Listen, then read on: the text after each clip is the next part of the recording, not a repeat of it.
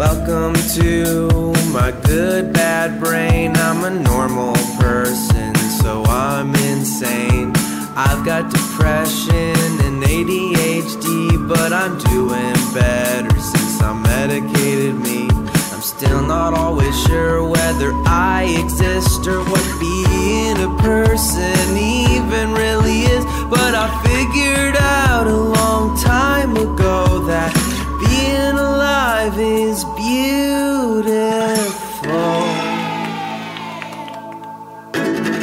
Hi, welcome back to my good bad brain. Of course, as usual, if you dig it, check us out on Patreon, patreon.com/mygoodbadbrain. The cash there keeps this thing going.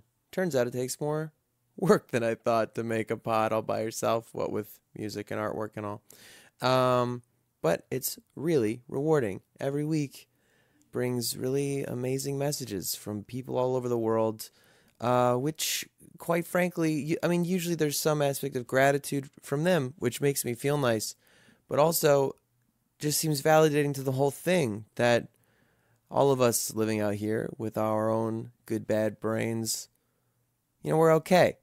Like, we're okay in our strangeness and the thing inside of us that tells us that we're so fucked up and so irredeemable and so impossible and the only one possibly ever going through this, and should just probably disappear from the gene pool of evolution. That is wrong. And there's a lot of us feeling this way, feeling crazy in a world that seems increasingly crazy. I think objectively we can say probably the craziest time in history.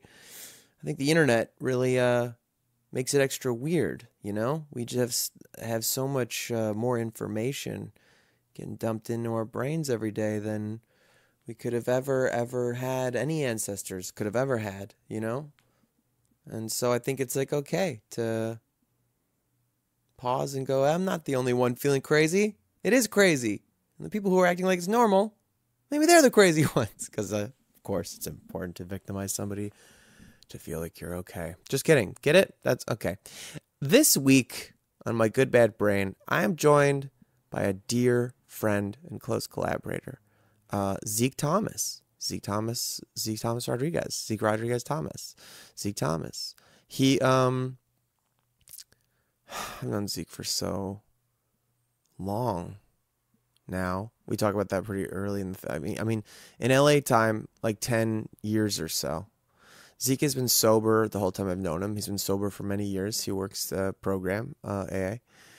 And we talk about that on this podcast. So the theme of this podcast is going to be about addiction and isms, alcoholism, the ism, the kind of thing that because what we get into talking about is that it's the ism, not the object, the alcohol, the drugs, the sex, the love, the work, the whatever. It's the ism part. And whatever our compulsion is just the object, just the symptom, just the thing that we use to try to fill. Another thing we'll talk about in this podcast, we call it the God-shaped hole.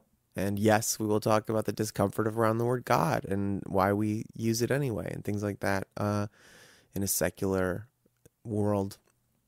You might feel turned off by this already if you're like, well, I'm not an addict. I'm not an alcoholic. Well, how does this apply to me?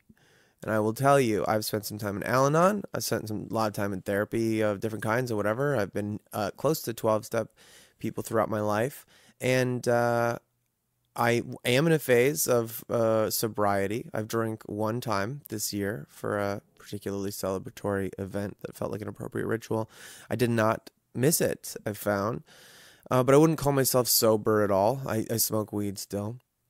But I do very much relate to the ism, to the whole, the thing that needs to be filled with something mindless, sensory, enjoyable for that moment, but ultimately probably self-destructive, escapist, some answer, some meaning, something that I need to do. And I think it's connected to ADD feelings too, and I honor that, and I'm always trying to navigate which part is which. but they're the toxic shame that some of us are born with, some of us who feel very little worth of any kind, just inherently, for no other reason than existing, that we seem to exist and be. It's interesting because I think most of us who are healthy, we probably go out around the world trying to communicate to other humans their worth just for living. Just, that just by breathing and being here, you have value and deserve respect and love.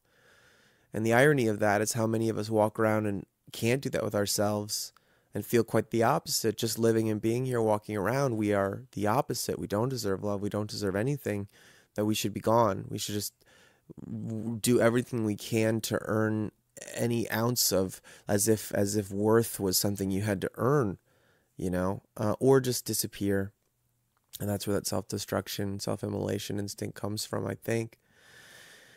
So talking to Zeke over the years and having him in my life, he's been a really positive presence. And having him to talk to about his experiences and his knowledge of addiction has been really wonderful. He's a very creative person. I met him doing MMA, and that means that he's sort of this perfect mix for me. We match on the sort of bro-y, jockey understanding of the world, and also having this creative impulse, and also having this spiritual sickness that we feel we have to work to heal these wounds. And so we've been brotherly for a long time. He's a really beautiful person, and one of the best people in my life. This week's practical advice for mental health and wellness comes from him very recently. Something we don't talk about in this podcast, but I talked to him personally. We do check-ins and meetings and writing. He's my writing partner on a lot of projects right now. Halt. He says, hungry, angry, lonely, tired. And this may sound so funny, but I'm telling you, most of the practical advice I have is going to sound like the kind of thing that you'd use for a child, because a lot of us maybe are spiritually, mentally children in some ways. And because these things that we act like we've outgrown by being an adult, hungry, angry, lonely, tired, amazingly still completely dictate who we are, how we feel.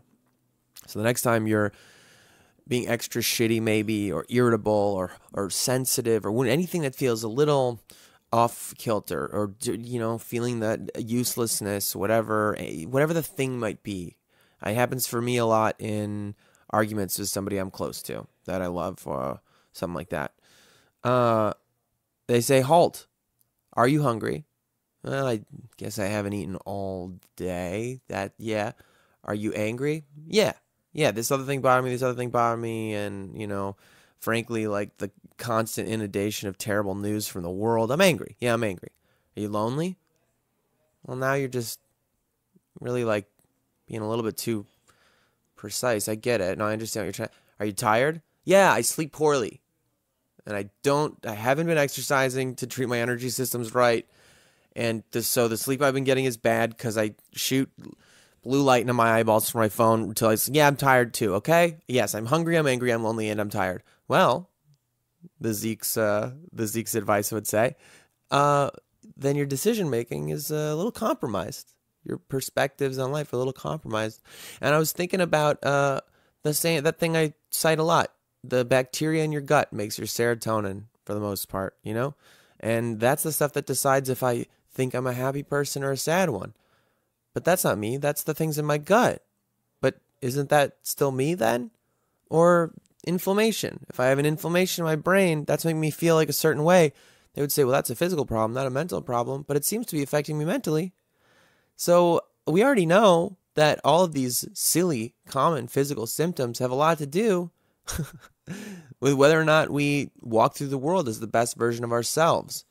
So you got to take care of that dumb bod, that dumb meat mech, that dumb beautiful bod that you move around in, because it's the only thing you got ferrying your brain. And when it needs things, it's going to make you a little bit shittier until you deal with them, Hungry, angry, lonely, tired. So next time you're being an asshole to yourself or anybody else, or just receiving something poorly or whatever, because even that, I think being an asshole to yourself can sometimes be like getting some tough news and then making it worse by your own reaction, Grab that and go, well, halt.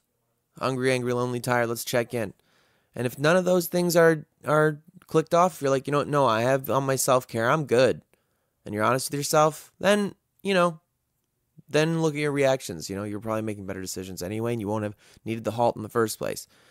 But anyway, that'll be the practical advice for this week. Halt, hungry, angry, lonely, tired. Check in. Simple things. From where are you acting? From what perspective? What's really making these decisions for you? If you don't have basic needs being met, well, there you go. It's not an excuse. It's not an excuse to cross other people's boundaries and mess with other people and make their days worse. It's not an excuse, but it may be a reason, and you can look at that reason and try to fix it. And also just have some, fucking self-responsibility. Don't be an asshole to people if you can avoid it. Is this personal? Does this feel like it's me talking about things that I have been doing? Whatever. Trying to be a better person all the time. I don't know. As usual, man. Putting these things together. The outside world, it's hard to not have it melt in. And there's some really rough news this week, but it's every week, isn't it? All right, lots of love to all of you. Thank you again so much for participating in this little experiment, this pod. The response has been wonderful. It's just really beautiful to hear voices out there that y'all got brains and spirits like mine, and none of us are alone. And that means so much, Like Elliot's thing, I think he is, said came from Ram Dass. We're just here to walk each other home. So thank you for walking with me.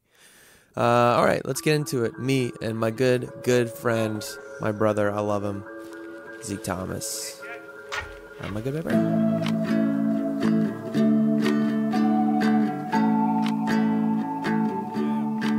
that for many years thereafter. We continue to write together, produce things, and blah, blah, blah, blah, blah. But I will say this then, too. Zeke is a very enormous force for good in my life, if I get real, real quick.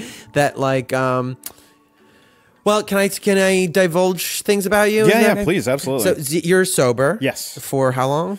15 years. 15 years. Yeah. And I was not for a long time. Zeke never shamed me for my pretty obvious compulsions and escapist sort of tendencies and aggressively bad behavior that I would romanticize. Never. Actually, you never shame me for it. You never made me feel bad. I think you, and in caring ways, I think you would talk to me about it sometimes. Not in like a, hey, what's going on? But just in a kind of like, you'd laugh with me about it, but not really, you never like, what I'm trying to say is, I never felt like you were just callously allowing me to destroy my life. I felt like you, No. I feel like a thing that happens with sobriety, and you can tell me what you think about this.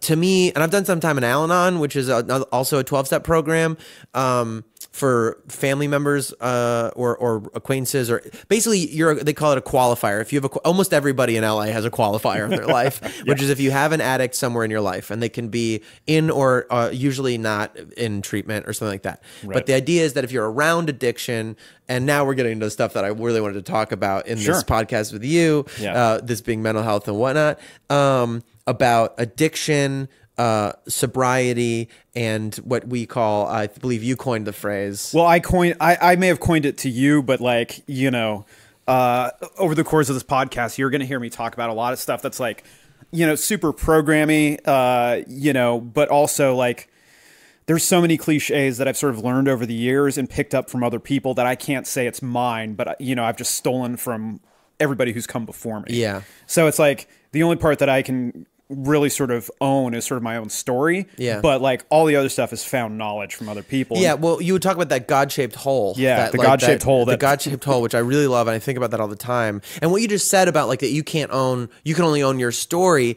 I think is how I would describe my feeling around you in all the years you've known me. Because you've known me through some pretty dark times. Sure. Times that I was definitely abusing.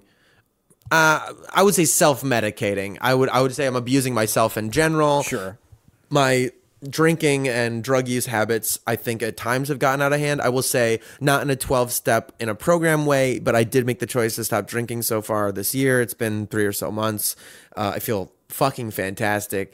Yeah. But I just realized I was casually drinking every day, drinking a lot every day. You know, sometimes, you know, I had my rituals around drinking that I really loved. I loved like to pour some whiskey or scotch and then go, I'm going to go right now.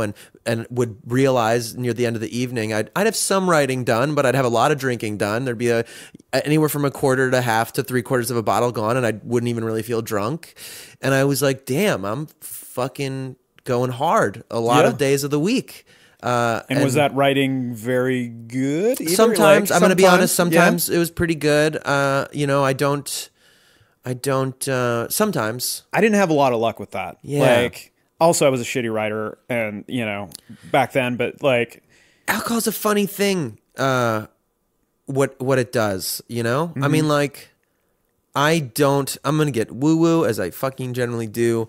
I think that alcohol is not accidentally called spirits. I think like a weird thing happens that whether it's just you lowering your inhibitions and allowing yourself to take on another personality, or the way I kind of interpret it is that sometimes it opens gateways and lets other things come into your body and take you for a ride. Yeah. And yeah, I think I got to have some conversations with some personal demons a lot, and a lot of the conversations didn't happen until much later. At first, it was just allowing them to like hang out and do whatever they wanted with me. Let's do some stuff. Yeah, having some fun, man. We had some really good times that usually resulted in some serious consequences. And when I say, I like to say I survived my 20s, and I genuinely feel that way. When I look back on some of the ways I would drink and then ride my fucking motorcycle around, you're like, I'm really lucky I didn't die a lot of times. Oh, yeah. I mean, like, you know, we used to...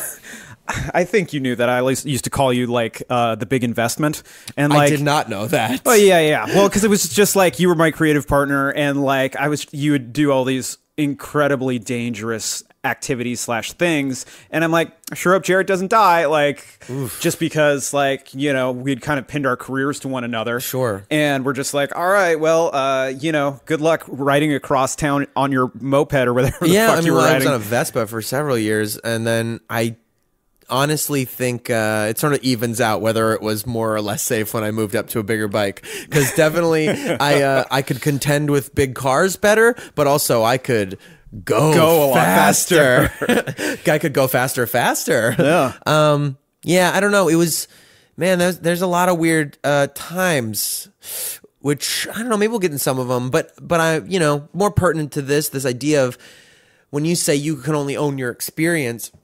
That's something I have experienced with you, where what do you get out of shaming me? And there was never, and that's the wrong thing to say, I think. What I feel from you is like that I feel like I've learned from you to a certain degree, and I try to employ is like, not in you teaching me, just in the way you are, which I think the way, there's this thing, heal people, hurt people. I think if you've worked on yourself, you cannot help but be sort of an educator to the people who have not, if they're open to it. That... hey, me getting better or not wasn't your business. Wasn't part of you. Right. Like it was very clear, and not in a discompassionate way. You have more empathy than anybody I've met, or as much at the very least. Like you're very empathetic, you're very present, you're a very caring and loving person. You do it with your actions all the time. But there's also not a part of you that says, hey, your problems are mine. It's very clear. Your problems are your problems, and my problems are my problems.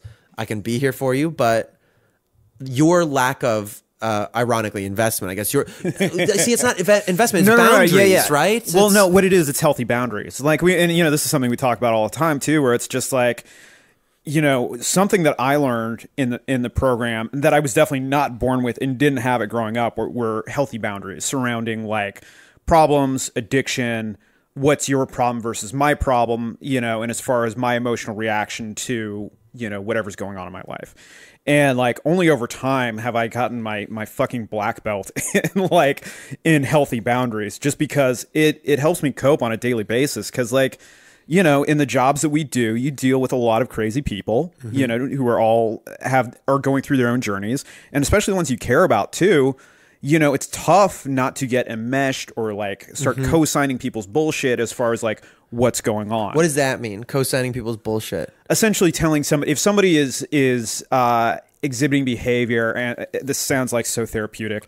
That's what we're here for. No, it's like if someone's exhibiting a behavior that like is detrimental to them or to me or a relationship, I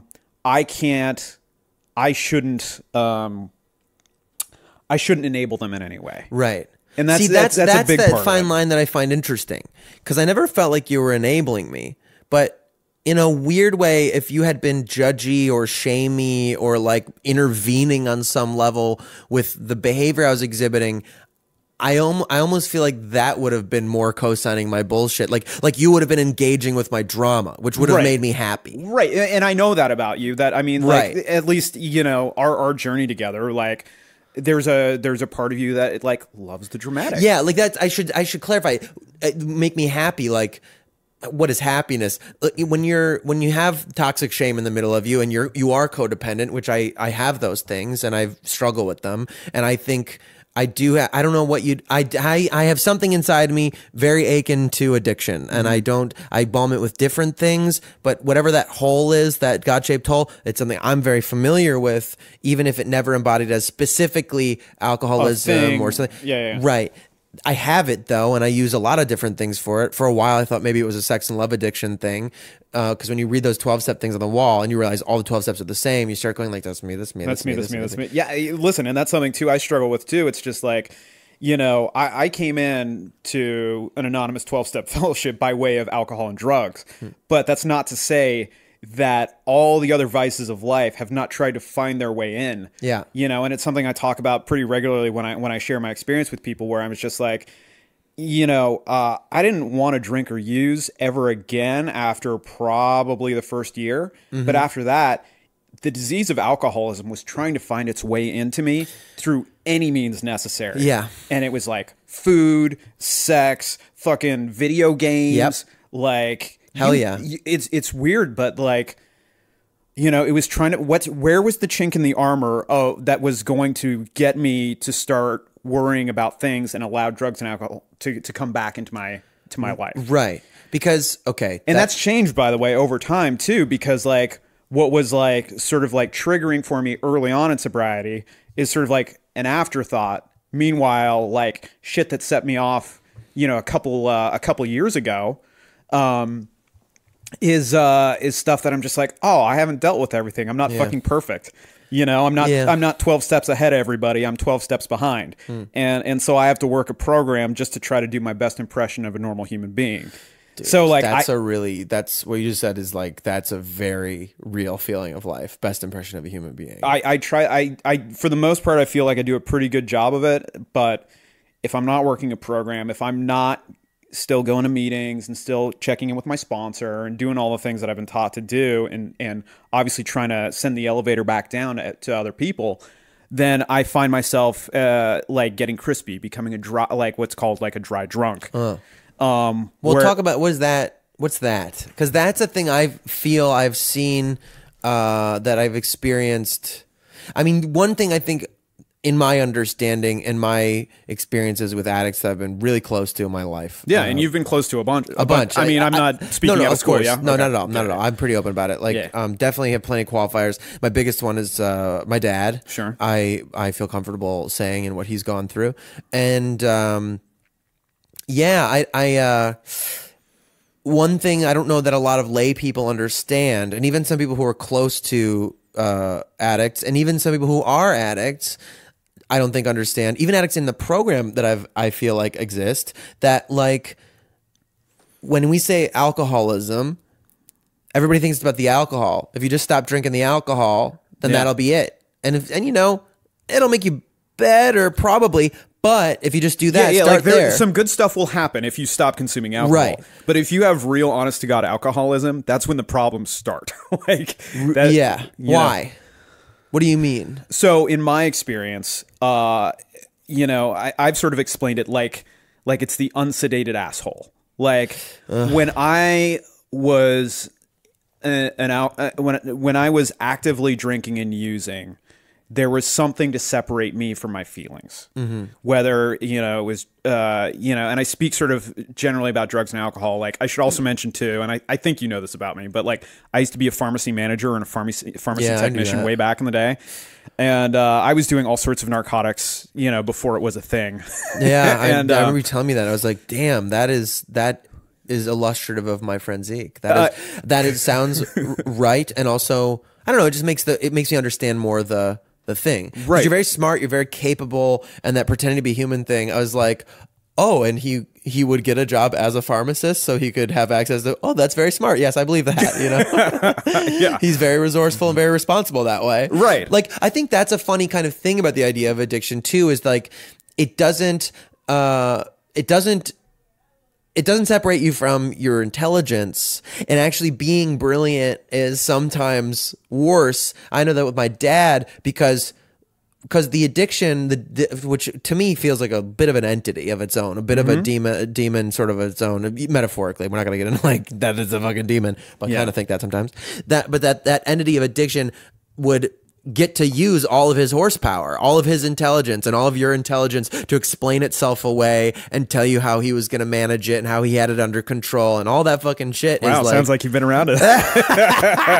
But you know what I mean? So that tracks for me. Like, you are honest and responsible in a way that I have never been, and especially around like when we produce things, you produce them. You're like very good at that. Yeah. And so it's funny to think, in a dark way, I guess, but it's funny to think that you would have this thing, and even with that thing, you'd be like, well, how can this thing is like, oh, how can I use Zeke's respectable sort of intelligence and ability to organize and manage things to get fucked up more, Yeah, no, I mean, and we've joked about it, but it'd be, I would be very good at multi-level marketing and or starting a cult or things like that, where it's like, hey, I can use all this horsepower up here for evil things. Yeah, you can read people, you can sense people, I feel like when you have that in you, you can, I don't know, I feel like this is my experience. I feel like in my most broken phases, you can smell that brokenness in other people, and 100%. You can relate to it and get in there in ways that is fucking gross sometimes. Yeah, no, it's terrible, and I'm really lucky that like I got sober and have been trying to contribute towards the stream of life as opposed to like, being a taker. Because I mean, so much of like, before I got sober, I was very much a taker. I was a sponge. I don't know. I tried to use people, and I was definitely super dishonest because I was just trying to find a way to like sort of make myself look and feel more important. Dishonesty thing that you just said. There's what's the comedian John? He's funny. He's John Mulaney. Okay. Who's a comedian? He's funny. Hey, that funny guy. I guess John Mulaney. I heard him on a Mark Maron podcast. Like in an interview, and he said this thing that I really like stuck with me. I thought was really interesting because he's sober, I guess, or he was talking. I think they're both sober. They talk about it on their podcast, and he was saying the hardest thing about being sober is not lying. And that like he misses dishonesty, like because it just makes things easier. And he's joking, he's being comic about it. But I think that part, because part of the thing I think I wanted to communicate with this conversation and clarify was that my understanding that it's not the alcohol, it's this other thing that is the alcoholism, that is the holism, the addiction, the ism, yes, the ism. That's just the object of your balming your self-hate or outward hate or whatever. I think it's self-hate that sometimes when you use, I mean, this is my experience with intoxicants, but I think the intoxicants would allow me to often avoid them, and sometimes avoid them in a way by allowing myself the freedom and excuse to express them. So if I hate myself, if I'm full of a kind of anger and a kind of hunger and a kind of like misery, that like if I got drunk and fucked up enough, then I was allowed to be angry and miserable and put it on other people. And in that way, like I could sort of avoid it by bombing it, but also get it out, just vent some of it out. And that like, even if I stopped, like now, as I started limiting compulsive behaviors this year, as I sort of was getting really honest with myself related to my own mental problems, and having those medicated and stabilized a little bit over the last half year or so, and being pretty life-changing, I was like, as soon as I started limiting my compulsions, taking drinking out, cutting back on weed immensely, looking at even how I was video gaming sometimes and going like, fuck, there goes another. Now I have to feel my problems. Yeah. And that sucks. It's hard. I'm sorry. Yeah. No, but this is like the unsedated asshole thing that I was talking about. So it was just like, you know, I was trying to separate myself from my feelings, and I had drugs and alcohol to not have to feel those things. And then once I took drinking and drugs out of the equation, I had nothing to separate me from my own feelings, which is super fucked up. Yeah. Like, I didn't have my medicine. So I was just this like raw nerve of emotion, like sort of ping-ponging my way through life. And it was just like, you know, those first couple weeks of sobriety were fucking terrible. Yeah. Like, you know, think about having the flu and then like keep going. Yeah. Because I was just on so much shit. I was on like, obviously OxyContin and Adderall, and what else was I doing? I was doing a ton of muscle relaxants. Really? And yeah, like, and P.S. don't do muscle relaxants and OxyContin. Like, that will stop your heart, apparently. Okay. Glad that didn't happen. We drinking too? Of course, yeah. You know, like, I talk a lot about pharmaceuticals, but like, it started and ended with alcohol the entire time. And like, I smoked pot for 10 years straight. And it was just like a super bad combination where I had like OD'd a couple times, and like it was just not a pretty scene. What does that manifest as? Because I mean, when I think of ODing, I feel like just movies and people. Yeah, I mean, my dad's OD'd too, but like, so that gave me a little more perspective on like, it was a hospital visit.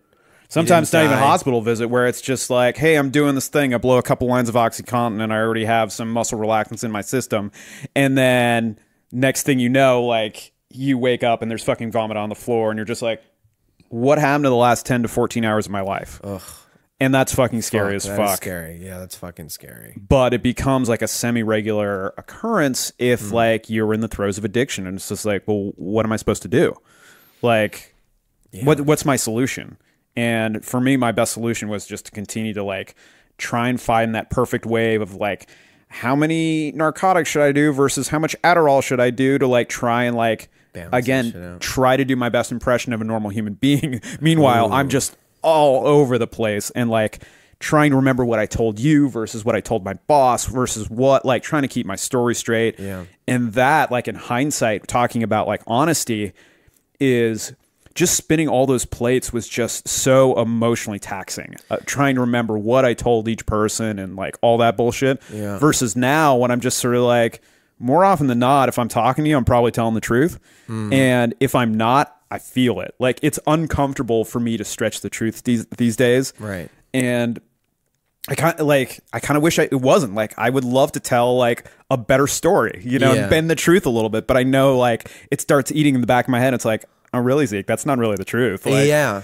You know? What is that? Why? What do you think that is? Like, does that implies to me that a little bit of lying seems like indicative of something that can get away from you, or like, what is it about it that's uncomfortable now that it wasn't before? I think what it's come away, like, sort of where I am today is like, for me, it leads to more, at the risk of sort of classifying it as addict behavior. Like, in 12-step programs, they talk about like, it's common to say like, oh, you know, I was a liar, cheat, and a thief when I was drinking and drugging. And that was definitely my experience. And if I'm lying, then there's a good chance it kind of opens the door a little bit for the ism for me, where it's like, well, then we can cheat a little bit. Then, like, you know, and I can sort of be dishonest here. And it just sort of like opens up some unhealthy thinking for me, where it's like, well, that wasn't so bad. What else is not so bad? Like, where else can we sort of like just start controlling, managing, and directing your life a little bit and getting exactly what you want out of people, places, and things? This is like broad, like slightly off topic. Not off topic at all, but just not necessarily specific to addiction. But like, do you think?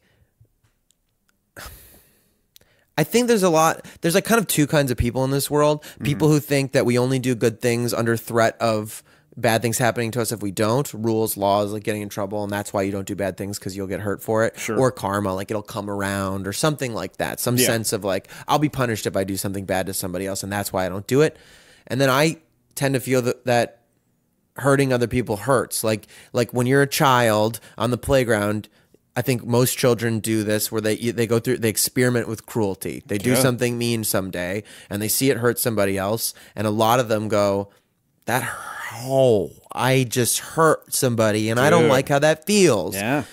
Do you think that's real? That there's something that do you think there's two kinds of people, or do you think that, I mean, I guess I'll say what I think as I'm saying this. I think that anybody who's truly in touch with their feelings, and I think a lot of people aren't. I think a lot of people, even right a few days out of the womb, maybe like start already getting these layers on them where they start like can't feel their feelings because they have to protect themselves for some reason. But I think anybody who can really feel their feelings and be honest with themselves, if they hurt someone else, it hurts them. Sure. And that like people like at the top of the heap who are just awful, toxic people like Donald fucking Trump, like this old man who like says all this crazy. I would argue is in immense pain that he can't feel, won't ever feel. Like nobody acts like that if they're not terrified and angry and wounded. Sure, you know. I mean, I think that what you're talking about is a lack of empathy, and it's like, are people? Is that possible? Like even in our natural state, is that possible? And then with the empathy, my question is like when you. It sounds to me, in my experience of you, seems like your inability to be dishonest now, or rather you're feeling inherently immediately like it hurts when I lie, is because maybe you're not doing your best impression of a human anymore. Maybe you're actually being a human. Maybe you're actually in touch with the part of you that's human. It's possible. I mean, it's hard to say because like, you know, I've spent so much time in working on myself to some degree, where it's like it's a process. It's like it's a perishable skill, like anything else we do. It's like martial arts. It's like jiu-jitsu. It's like anything else. You step away from it for a while, like. Let's say you were a purple belt right now. Step away for like 6 to 9 months. You still a purple belt when you come back? I don't know. Yeah. Probably not. Right. You know, because you forget a lot of stuff. And like for me, I look at it. I will say, I do think off that metaphor, I do think it's possible that there are foundational shifts that can happen that like you'll never, like you too, like we'll never return to a state of complete lack of training. Sure. No, I'm going to be like, God forbid I'm able to, I'm going to be training for the rest of my life. But even if you stopped training, never did again, there'd be aspects of you that would remain dangerous because of knowledge that's in your bones now for the rest of your life. And the thing to me, I guess that the correlate would be with what we're talking self-improvement or working on yourself. I do believe you can hit new plateaus that become like your new ground. Oh, dude, I hit a plateau about 7 years ago that my sponsor likes to remind me of, where he's like, hey, do you remember that time when you were punching windshields in the Whole Foods parking lot? And I was like, yeah, I remember that. Mm-hmm. And that's because like my program and like I had plateaued as a person. Like I wasn't, this is probably around like 2010, 2011. And I was just like, I thought I was smarter than the average bear. Sure. And like my ego had started rebuilding itself. And I do want you to get into that, but just because I don't want to lose this one thing. When I mean new plateaus, because that to me is like, that's a little bit of a backslide thing and you can flatten out. But that I'm saying like, if you work on yourself and improve yourself, get honest with yourself, that you can kind of level up and that's your new floor. That's what I'm saying. Okay. I see what you're saying. This is your new floor that like, there are aspects of you that I don't know. Do you think I mean, maybe I'm giving you too much credit. Maybe I'm giving people too much credit. But like, even if you just went off the fucking rails and began like drinking again or something like that, like maybe there's some aspects of decency and humanity and empathy that you've cultivated now that you could never get rid of again. Sure. I will say that I probably have to disagree only because like having known like not only myself and my experience, but having been around like drug addicts and alcoholics who like return to drinking, and also my experience, like when I am like, and you've heard me talk about this before, but it's like when I am drinking and using, my primary objective in life is to get fucked up, is to separate myself from my feelings by any means necessary, and everything else like becomes secondary. So food, sex, and shelter, I don't give a shit about any of that. I'm willing to sacrifice all of that just to get fucked up. And so I would put decency and like empathy and all that stuff is in that secondary or tertiary pile. Because what matters to me and most drug addicts and alcoholics when they are, you know, and again, I don't like the word fiending, but like when they're just like, I have to get fucked up, they don't give a fuck about another person. Like their empathy is not even enters the equation. Morality is not a problem. It's not a moral problem. And that actually, I guess, enters into people who, if people out there want to understand this idea of addiction more, and maybe if it resonates with anybody listening, that like that's the heart of it, is that I will do anything to not feel what's really going on inside of me. Yeah. And that is the source of compulsive behavior, and that like if you want to heal the compulsive behavior, by all means stop the compulsions and work on that, like because they're probably damaging you or other people. But that's not just that. The real work of it is figuring out why you're so afraid of your feelings and figuring those out. Sure. I mean, a big part of it too is like, and when we talk about the God-shaped hole, is like, you know, the whole idea of addiction being like a moral problem is so like flawed in my experience and what I've sort of seen after being in the recovery community as long as I have. And that's not saying 12-step programs are perfect. You know, there's a lot of... One of the things I will say that I've always really admired about the 12-step thing is I've never met anybody... I've seen people care and say like to their friend maybe like, hey, do you want to come to a meeting or try this out? But if they say, nah, not for me, they don't push. Nobody I've ever met who's really working 12-step like pushes people and is like, you really should do this, you really should do this, you really should do this. It's like the thing I admire about 12-step is like other, like there's cults and things that exist that like we're gonna fucking fix you, come in and you get some money actually if you get your friend to sign up too, and it's gonna be great for you, and it might actually help some people, but it's gross and weird and creepy and predatory. 12-step stuff truly exists as a thing that's there, and if you want to go, you can go, and if you don't, okay, whatever you're doing. Yeah, no, if I see somebody with a problem, I'm always kind of like, hey man, let me know if you ever want to go to a meeting. If not, no hard feelings, keep doing you. Like, yeah. But anyway, what you were saying in your time, that it's not a moral failing. No, it's not that at all. I mean, it's just like literally addiction like hijacks your brain chemistry and is just like, hey, you're going to do whatever it takes. And I mean, whatever it takes. When you hear people being like, oh, I suck dick for coke and stuff like that, I'm not even gay. It's like, yeah, because they needed to get high. Like, it's not, it's like your brain short circuits and is just like, nothing else matters. I just need to get high or drunk or do whatever. And I'm sorry, but everyone else, you are going to be in my wake.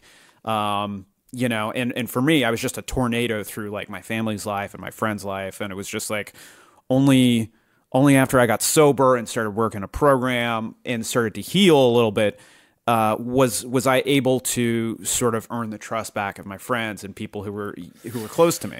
Oof. Yeah, that's interesting because you just gave me these visions too of like reflecting on my own experience, I suppose, and it's so easy to romanticize the tornado. Oh, sure. And it's funny because my dad used to like romanticize aspects of his dark existence with these shady characters. Like, I got a call from him in the middle of the night one time when I was in high school and just said, hey, Bear, hey, just remember this name, okay? And he said the name. I can't remember the name, so it doesn't matter. And I was just so in shock that I was like, what? And he goes, just, you know, if something happens, just remember this name. And I was like, what are you talking about? Do you mean? Clearly upset. And he's like, you know what? Hey, you know, Buddy Bear, I'm sorry. I shouldn't have bothered you with this. Don't worry about it. Don't worry about it. Okay. All right. I love you, Buddy. I love you. And hangs the phone. And I'm just like, what the fuck? What just happened? And that shit would happen all the time. Yeah. This like fantasy existence that he would try to project this romantic idea of himself as this like noir fiction fantasy version, badass version of himself. And, and he knew all these shady characters. He was involved with kind of aspects of crime. And he was a fucking criminal. I mean, he did like get disbarred for doing criminal shit or whatever. But that romanticizing, I resented it so much. I fucking hate it. I still like think he does it so much sometimes like, I'm going to handle this anti-hero kind of thing. And the irony of it, of course, is that I did exactly the same thing. Like when I was in my 20s and stuff, I was like, nah, man, I'm fucking like this wolf, dude. I've talked about the wolf on here. I still talk about him like there's aspects of the wolf that are a protector embodiment of me that I believe I'm in conversation with as like just my body and its impulses to protect me that are sometimes misguided. But there's also this embodiment of this creature that I felt like, that's me, dude. I'm a fucking cool guy. I'm fucking wear this leather jacket on this motorcycle and I can't be tied down and oh yeah, and I'm romantic and sexy and cool and I just fucking get fucked up all the time. And that was like so easy to romanticize because there's all these like examples of that guy, like, you know, oh, he'll fuck anything and you got to watch out for him and he's kind of sexy, but he's dangerous. And I felt like I was trying to live that life and really I wasn't like that at all. I mean, I was just like a mess. I was just like this goofy fucking mess. I will say I think that there are so many people out there who buy into the romance of these kind of things, especially in your 20s when you're all fucking maniacs, that like sometimes it does negative or positively reinforce itself where you're like, hey, you can tell me not to be an asshole, but people are really fucking digging me being an asshole. They want to go home with me sometimes because I'm kind of being a cool guy. And, you know, that's arguable. That could be reinforcing it too later. Maybe other people just liked me. That's very possible. They were like, you know what? He's just being a dick right now, but I still like him anyways. I see something in him, I like him anyways. And that's very possible. But I didn't believe that probably because I fucking hated myself, because I had this like will to die, this wish to die, that because that was there. I was trying to self-destruct all the time. And so I thought like I had to be this monster. And because if I was this creature, and I mean, I think I'm talking about myself maybe a little too negatively, but it's because I'm scared of that time ever coming back. Well, sure. I mean, like, that was a painful time, dude. It's painful. Yeah. It's weird because sometimes a song, like a weekend song will come on or something, or like, I don't know, and I'm immediately back and I'm like, oh, fuck, I want to go back there. There's some romantic, crazy things we did. We did bad things.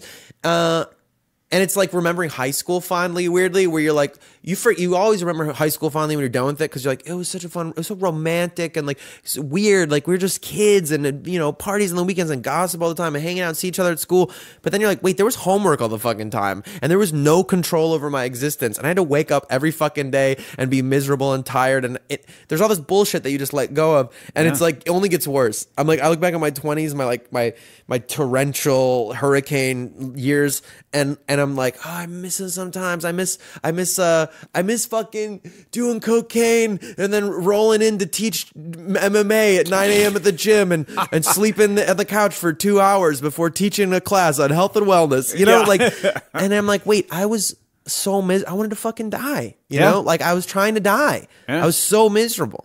So it's weird. It's just weird how easy it is to get sucked into those romances around our pain. It's super easy to like romanticize all of it too. I mean, it was just like, you know, I mean, that's part of what I miss about like, oh man, like for me, I called it quits right before my 24th birthday. Like, and I'm just like, but I have so many great adventures ahead of me. And, you know, I was super scared that I was never going to be funny again. I was never going to be with girls again. I was never going to, you know, fill in the blank. Was like my biggest fear coming back from the hospital, going to my first 12-step meeting, was just like, oh God, it's fucking over. The party's over. Like, oh my God, like, you know, just time to shut it down. Like, okay. And none of that has happened. I know. It's like your life seems real fucking boring since then. Seriously. It seems like really like you don't create anything. You don't laugh about anything. You don't fucking eat good food and hang out with good people and make adventures. You're like constantly doing that. Like you're literally. I was thinking about that today actually. And I was just like, in case I forget, let me remember this fact right now. I am doing exactly what I want to be doing with my life. And it is magical and beautiful, despite what my head will tell me.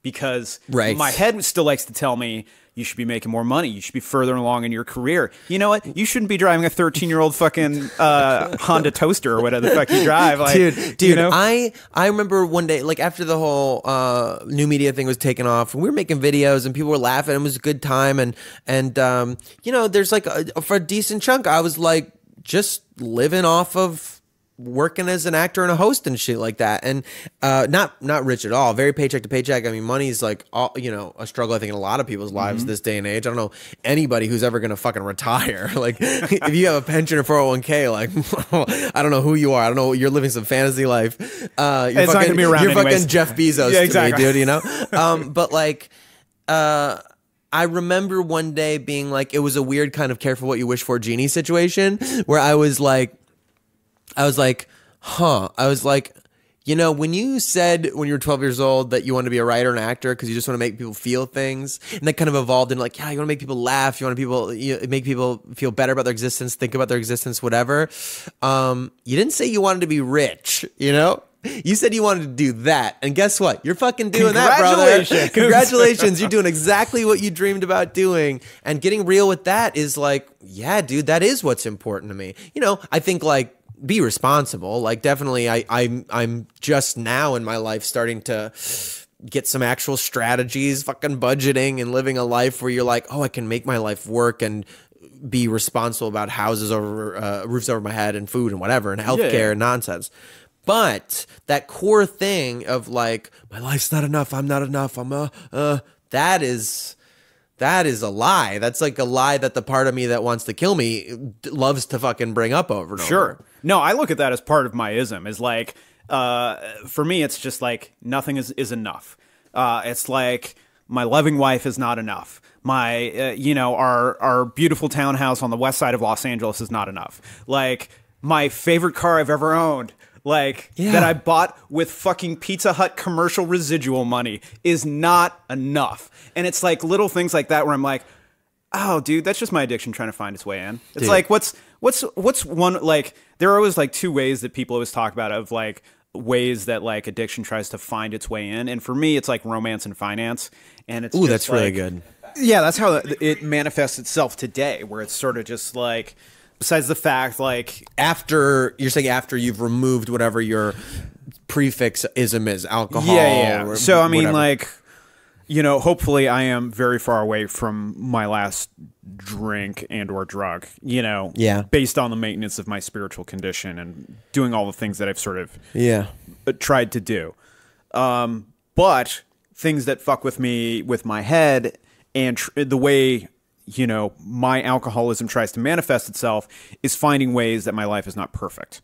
And for me, that's where it's just like, that's why it's like, hey, the car is not the right color. It's that voice. It's that voice in the back of your head that's saying you're not enough. Fucking suck. Yeah, you're fucking terrible. You're not a good writer. You're a terrible actor. You're not funny. Like, and occasionally, like, and this about. I mean, like last year, like I was just like, I'm going super freelancy and like, let's see what happens. And then it was like, I went through 3 months where I worked a total of 2 days over the course of the first quarter. Yeah. And that voice in the back of my head was just like, what the fuck are you doing? Like, do you know how to produce? You can't book a voiceover job to save your fucking life. Like, you don't know how to write, act, produce, like do any of the things that like you've trained your entire life to do, and that you tell the universe you can do. I almost kind of seriously would be like, hey, dude, Lindsay Lohan made it when she was like 4. Okay, you think you have a fucking chance? Gosling was on the fucking Mickey Mouse Club. Okay, yeah, you don't have a fucking chance to make, like, that's that voice to me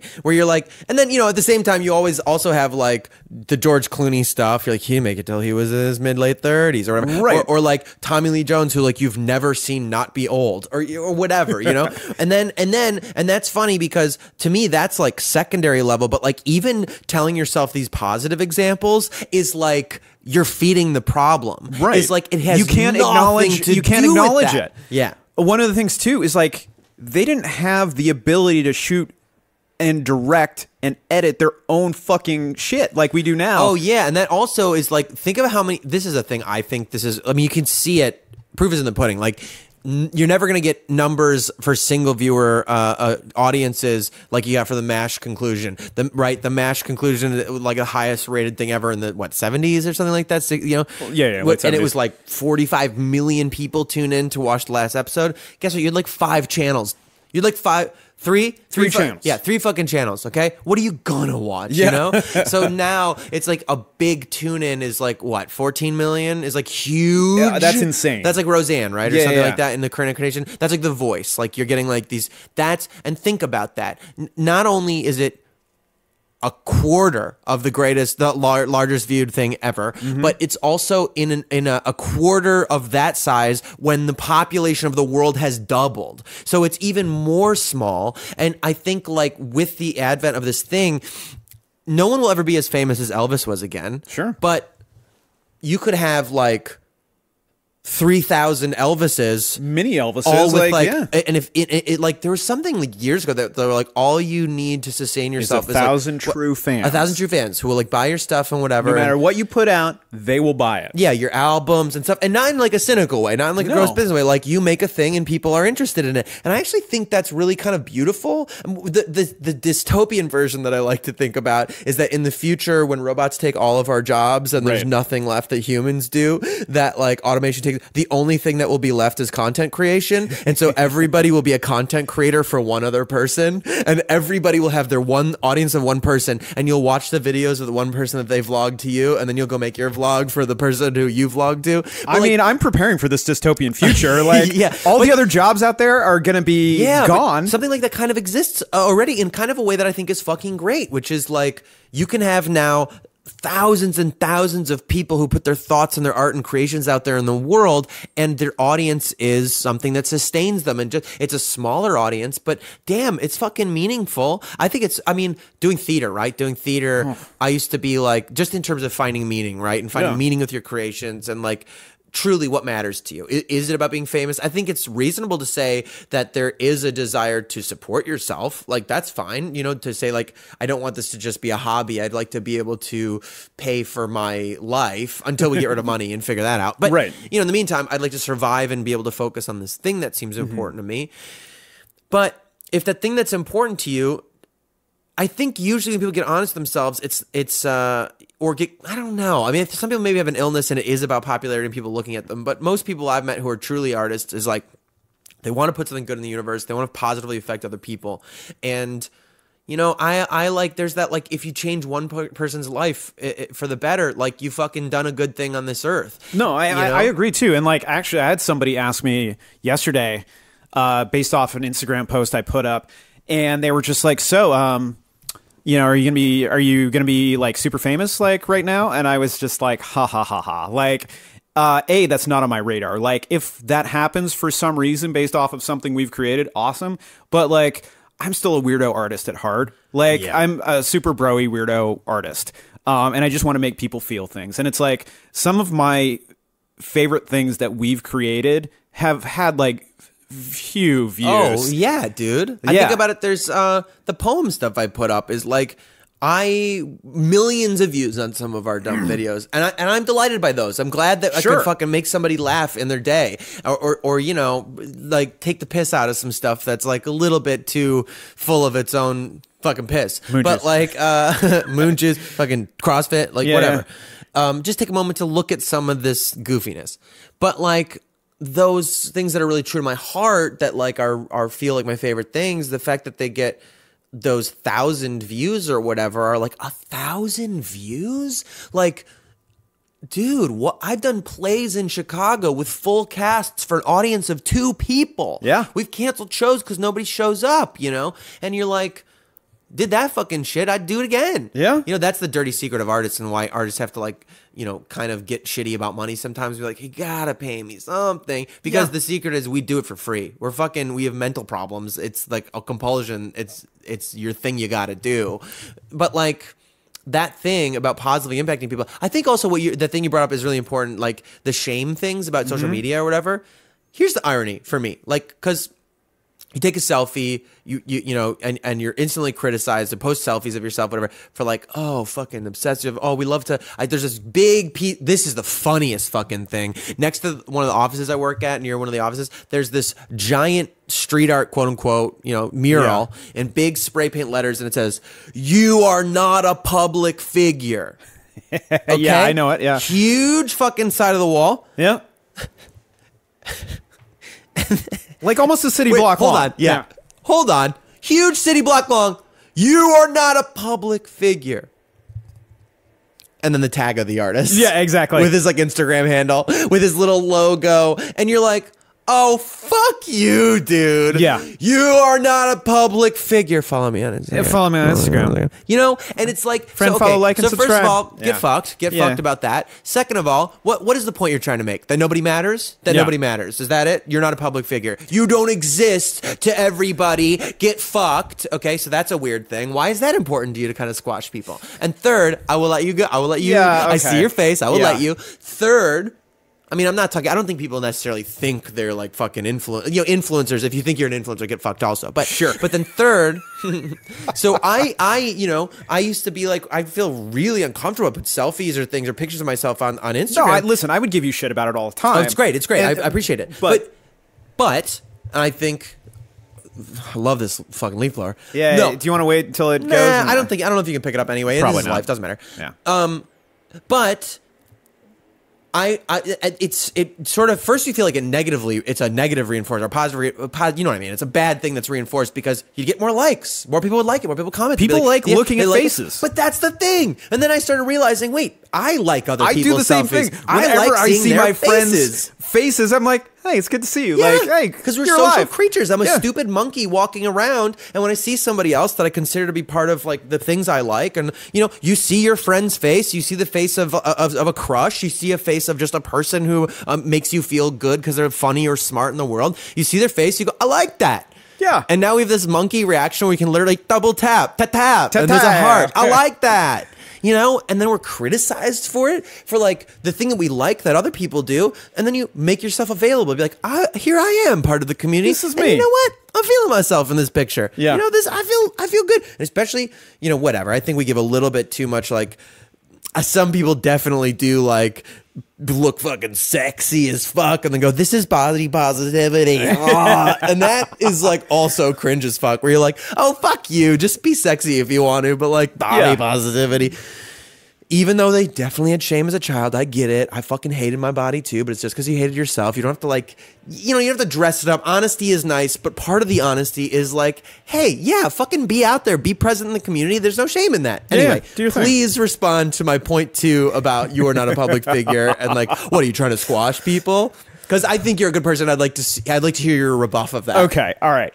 So I think what the initial, like and again, I'm supposing what the artist was trying to say. It was like, there's a whole bunch of people that classify themselves on Instagram as public figures that are so far from public mine figures. Says political candidate. But you're team troll, man. Like I know.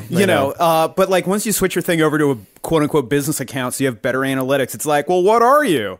And Dude, it's I like, know, but that's what mine. But see that's so fucking confusing, man. This categorizing thing, like it happened today. I was doing something, and they're like, so what are you an actor or whatever? And I'm like, dude, I guess I'm an actor, but I haven't been on a TV show or anything for like 2 years. for the thing today? Yeah. Or like I guess I'm a host, but I haven't really hosted something. I'm kind of a YouTuber, but I don't have my own YouTube channel. I'm kind of am I right? I've written a lot of things. Writer, Some of them producer. have been produced, but not lately. I mean, we've been writing screenplays and we got the shopping around, but you know what I mean? So you're like, well, what the fuck do you want me to say? I was a butcher for a while. I was a cook. I can do that too. I taught MMA and CrossFit for a while. I don't know. Am I a trainer, a personal trainer? What am I? I like to write poetry. Some people really like my poetry. They know me because of that. I'm a poet. And you're just like, I don't fucking know what to say. hey, dude, we just need someone to put on your lower third. Exactly. And then you just and then you're weird. Then you're fucking weird. Or your personality. What are you? You're an influencer, bro. Dude, the ideal, I was thinking the other day, when they say like Ralph Waldo Emerson or something like that, they were like a great thinker of his time. And I was like, what a dream to make can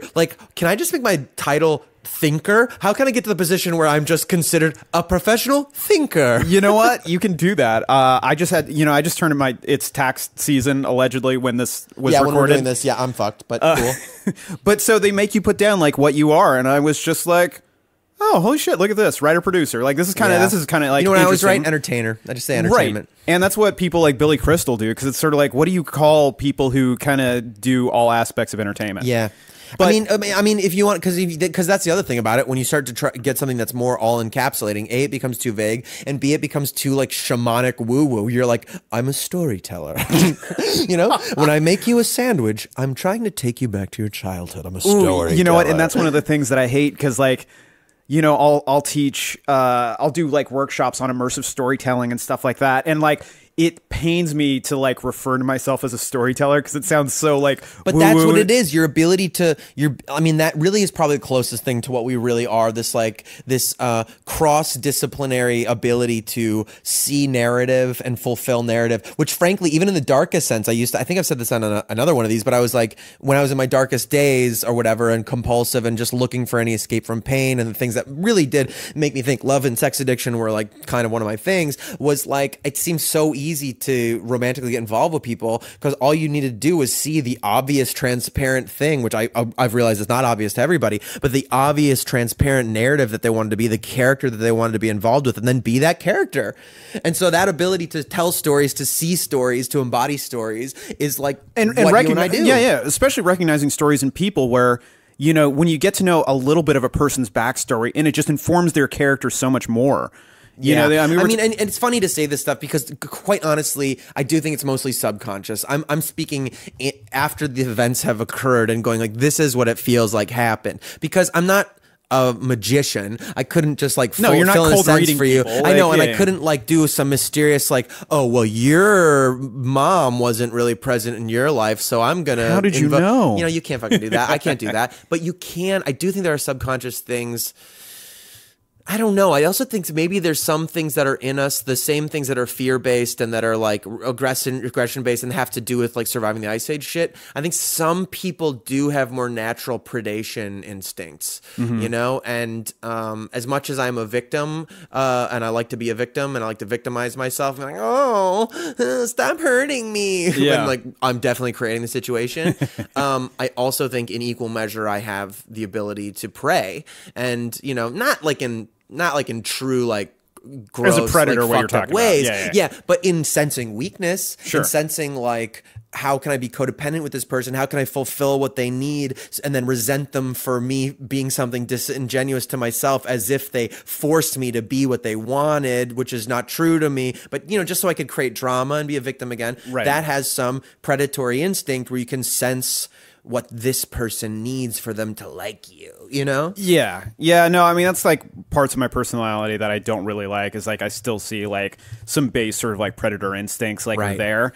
I just try not to engage with them as much. Yeah, well, I think that is actually pertinent to the work of recovery, also in the sense that I was thinking about this earlier, and I realized this was a big epiphany when you were describing that you were trying to keep track of your lies, and you'd be like, "What did I tell this person and this person, and where am I at?" And I got it. That sort of voice in your head that is like, "I got this fucking addiction. I got it. I'm so smart. I'm so good." That like to me. One of the big realizations, I guess, of my life was being able to realize that I was in the universe and not the other way around. You know? Yeah.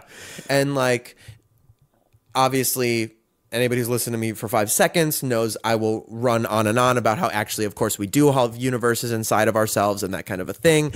But the understanding in this more surface level one that you do have a true ego problem when I think you have a fast brain and you are a little bit broken. You have that hate machine inside you, that God-shaped hole that says like, I got all this. This is, I know there's other real people, but really I'm a solid, really it's all me. It's really a matrix and I can manage all of it. I can manage the lies. And I can manage the pains. I'm in control. Manipulate. I'm in control of fucking everything.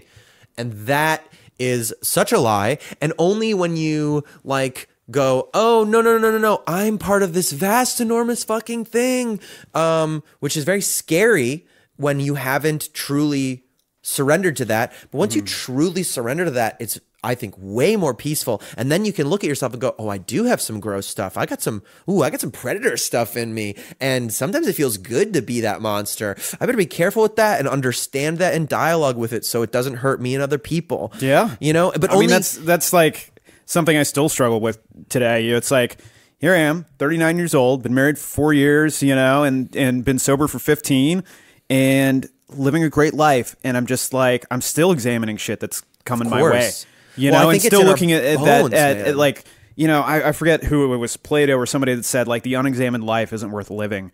And I'm constantly having to like, I tend not to take my emotional temperature too often just because like, sure, you can overdo that. You can overdo that shit. And like, it's not healthy for me, but like, well, I talk about here a lot, this like that mathematical paradox of like, you shouldn't be able to cross distance because basically every length to cross this distance, I have to go half the length, and then I have to go half of that length, and then I go half of that length, and I go half of that length. Right. And if you keep having things, you never get to the end, right? Because it gets so infinitesimal. So I think that's like that. If you take your temperature too much, if you check in too much, dude, you can't just, you know. Sometimes, no, I mean, I do it so rarely. Sometimes I'm like, hey, Zeke, are you a sociopath? You're not? Okay, cool. Like, sociopaths wouldn't ask that question. Like, that's good. You know, but really like, good sociopaths would know to ask that question. Exactly. And you can just start like going that. to that fucking hand job of like thinking. But I was telling somebody the other day, it was just like, I'm really lucky that, you know, I found fighting in MMA and grappling in 2008. 100% agree with that. Because the volume on life has just gotten turned down so much because I'm confronted with horrible situations on a lot. And, you know, it challenges my ego. It challenges, like, my horrible physical... situations, meaning getting beaten up, getting choked out. Yeah, exactly. Like a somatic sense of, like, violent jungle helplessness. Somebody smashing you in the face, or just a 300-pound man just dumping, and who knows how to use his body. Yes. Putting all of his weight on you and being like, I could tap out or fucking die right now. Right. Either one seems like a completely normal reaction. Just air crushed out of your lungs, But being like, no, I'm not. I refuse. Yeah. And it's just allowed me to sort of just be like, you know, interpersonal stuff has just gotten so like it's not even a blip on my radar most of the time. Totally. Well, I think there's a thing, when I was reading about ADD stuff, actually, there's a thing they described about rejection sensitivity dysphoria, they called it, which is like related to emotional hyperarousal, like this internal life that's extremely hyperaroused and sensitive, not sexually, but that too sometimes. But, you know, that's just like everything, the volume's so high on life, like you were saying. And that like the... rejection sensitivity dysphoria has to do with if you are rejected or perceive rejection in any way, and that can even be by yourself, like a feeling that you're not like living up to your own standards or something like that, or I fucked up, I'm so terrible, which, you know, you love to go into those, like you said, hand job discussions with yourself. Sure. Like that it manifests almost as physical pain. And I kind of started to think, and the way I interpret it now and look at it is like related to what you're talking about specifically, is like, my body just thought it was dying. Anything that scared me, anything that was bad, anything that was even like a little bit of a bad feeling, I was so unable to regulate or experience it that I would go like, I'm dying. And so if somebody if somebody was like mean, if or somebody like, even rightfully said, hey, you hurt my feelings when you did that thing, my body and emotional chemical reaction was kind of like, why are you killing me? Stop trying to kill me, in a very weird, childlike, truly experiential way.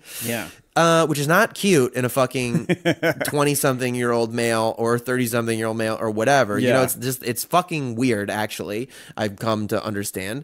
And combat sports, strangely, mimicking fucking dying, knowing what, this is what dying would feel like.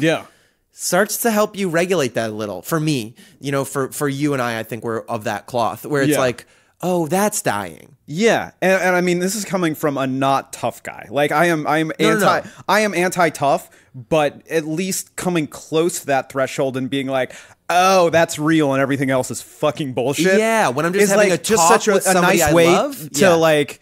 Exactly. Like, you know, having like a healthy discussion where I'm like, hey, Jared, it doesn't make me feel good when you do X, Y, and Z. Can we like Zeke, it feels like you're trying to murder me right now. Please stop.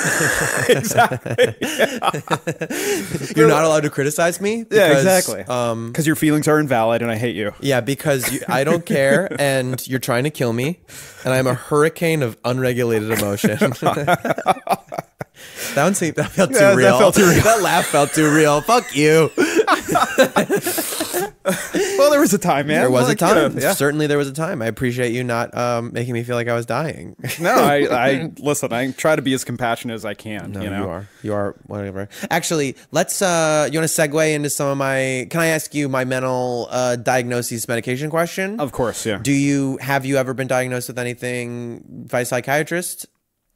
I guess, and if so, have you been prescribed and or taken any medication for it? So, kind of yes and yes to all of the things. Okay.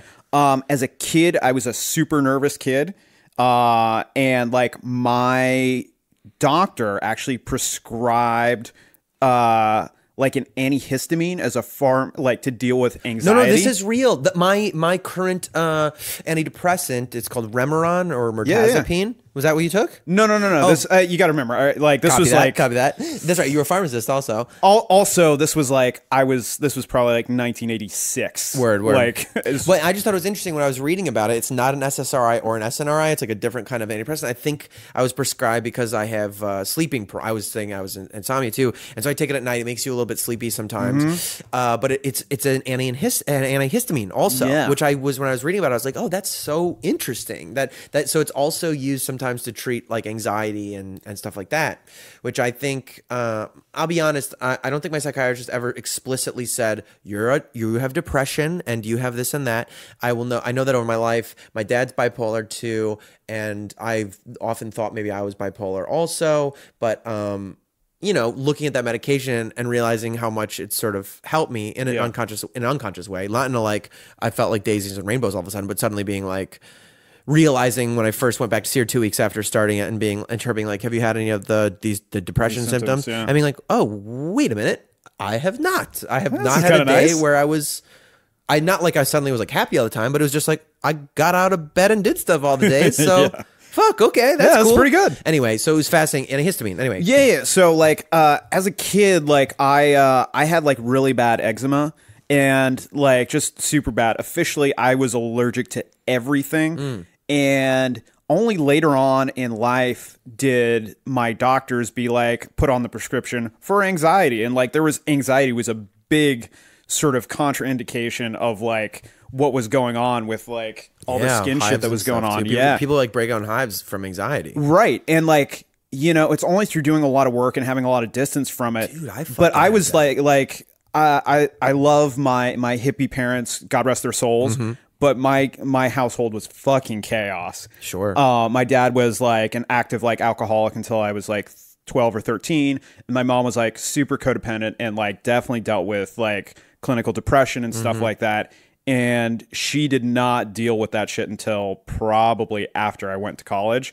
So it was just like a whole lot of chaos. My parents split when I was 4. I know I'm sort of like motoring through a lot of this.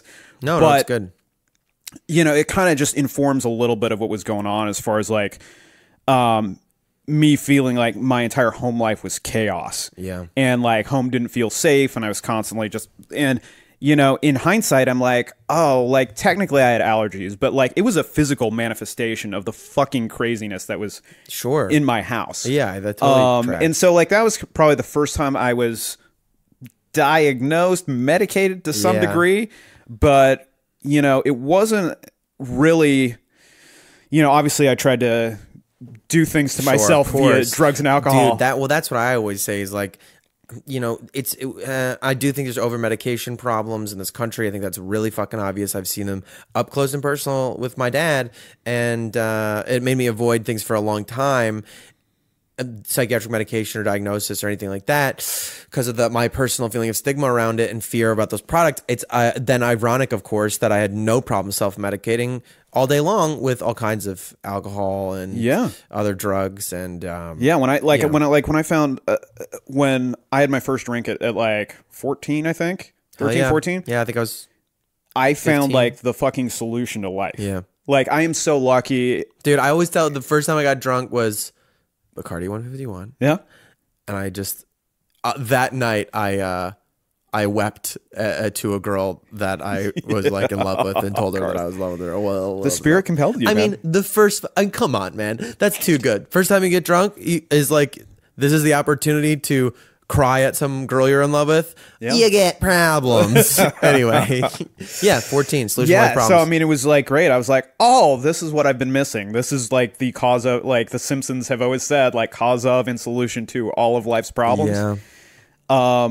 And it was great. Like I was like, oh, I could finally like relax a little bit. Yeah. And then fast forward through sobriety and whatnot, and like, when I finally saw a psychiatrist, it was because I'm trying to think if it was like right after my dad died or if it was after my mom passed. I think it was after my dad died that like I actually decided to see, a psychiatrist and be like, hey, I'm not feeling right and I can't sleep. And this was at the suggestion of my now wife who, I had seen her make incredible strides in her mental health and overall well-being through working with psychiatrists. And I'm not saying anything that she wouldn't say. In fact, she's always just like, if you ever want to talk to any of your friends about like depression or anything, you let me know. And I'm like, well, I know when I brought up to you guys that you guys very generously like offered up a recommendation for a doctor and stuff. And I was open with you about, that I was like, I think I'm going to see a psychiatrist, Oh yeah. But, I mean, that's really helpful. I think it's good to be that, not to be pushy, but to always be like open and helpful. Yeah, absolutely. And, at least give it a shot. And so for me, like, I was definitely depressed, cause I was like 27 when my dad sort of passed rather spontaneously after like a quick bout with cancer. Yeah. And it was just like, I was having problems sleeping and just sort of like, it was the first like major loss I had dealt with. I had been very lucky and like I hadn't dealt with major loss before. And then like, it was like all of a sudden the mind would just not shut off. And so like started taking, as prescribed Ambien, and all the wonderful side effects that come along with taking Ambien. Oof. And what are the side effects that come with that? one of them is like I've honestly never taken Ambien. If you can avoid it, do it. Unless, I mean, I the funniest thing is when you say Ambien, the first thing I think about is all the people I know who have been like, dude, it's dope. Take Ambien and then stay awake. Fighting sleep. Well, that's the thing. That's the thing that like happens is like, you end up trying to fight sleep and you get super hungry, and then like. I probably put on a fair amount of weight just through like Ambien eating, because it was just like the Ambien starts to kick in, you have a sense of well-being, and then it's just like, it's almost like the fucking, munchies. You're just like, I need to see what's going on. But it also has a hypnotic effect of like, and also makes like an amnesic effect too. So like weird. Yeah. So I like, back when Christine and I lived in Venice, like, I plowed my way through an entire thing of like King's Hawaiian rolls one night on Ambien. King's Hawaiian rolls.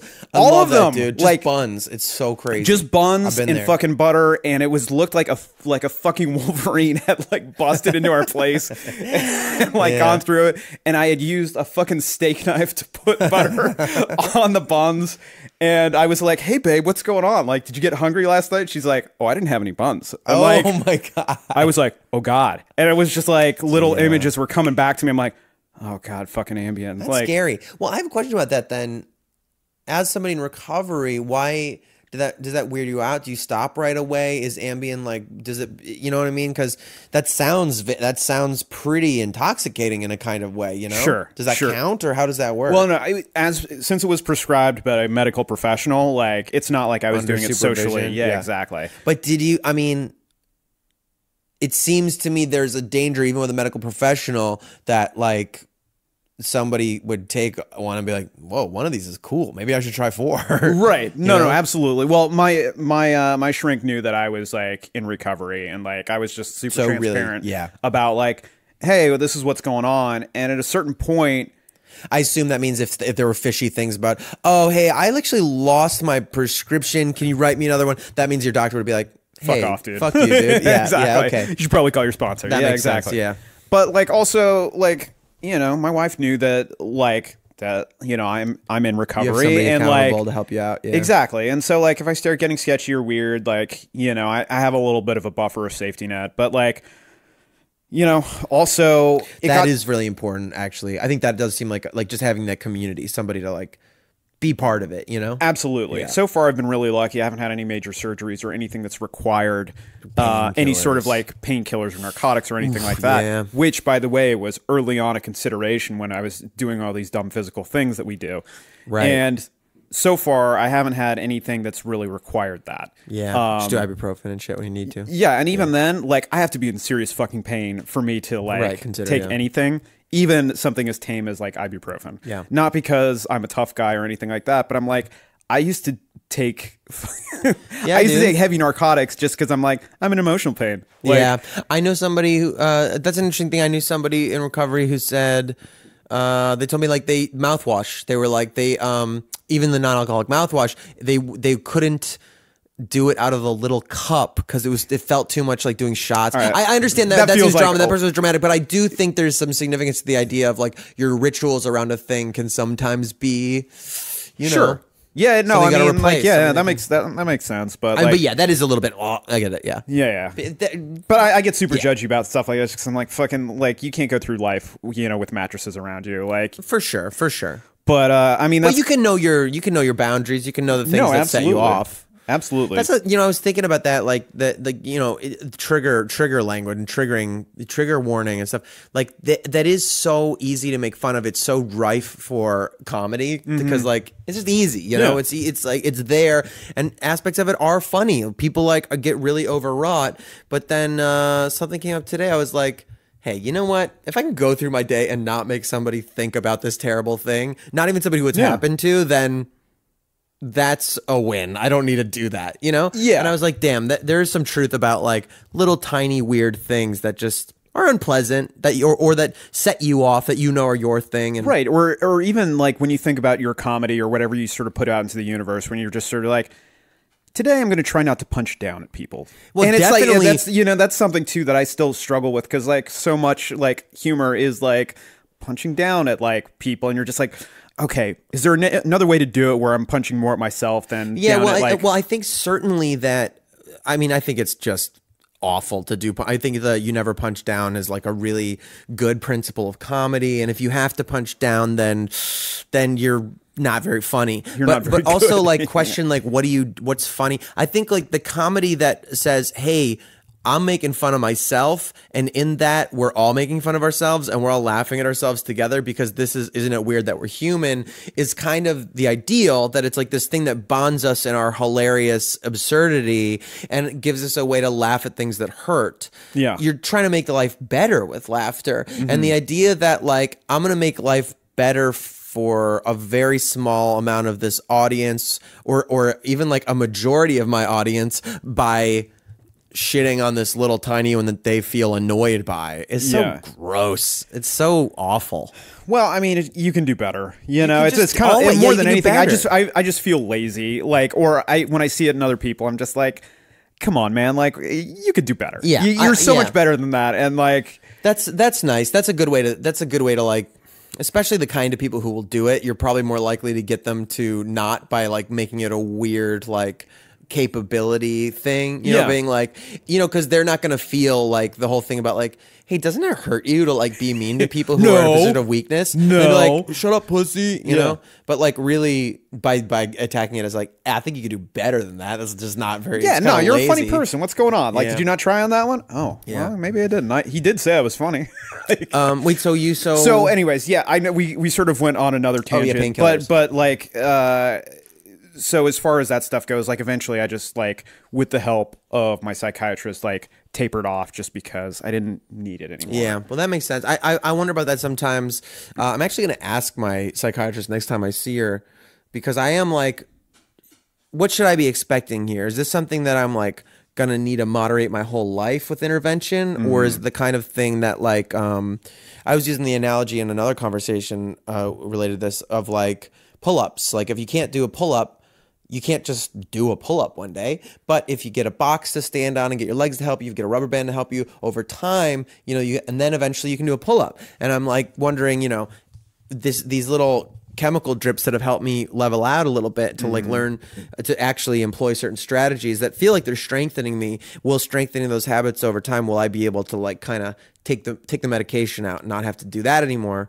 Sure. Not because it's like such a burden on me or so changing, but just because, I feel more comfortable in general knowing that I don't like need a prescription every month to. Yeah, I get that, and part of that's ego, and part of that's like part of it's ego, part of it's just like practical survival stuff. Like, but frankly, if we do hit an apocalypse and I can't get medications anymore, then I feel like my wild rage and sort of anxiety issues and alertness will keep me like crazy, and I'll be like real good in the wilderness. You know? Yeah. No, there's a reason why people with mental illness and addiction have survived. Their genetics have survived over time. They have that survivor gene, dude, and honestly, like I've thought about that too. Like it's just sort of like, why on the earth is this still a thing over time? And it's like, oh, because they're really good at survival. Of course, because they're selfish and they're aggressive and they'll like do whatever they can. I mean, it's supposed to. I think it's important to keep in mind about America that when people are like, why is this country so crazy and bipolar in itself? Like, and I don't mean like in the sense of bipolar.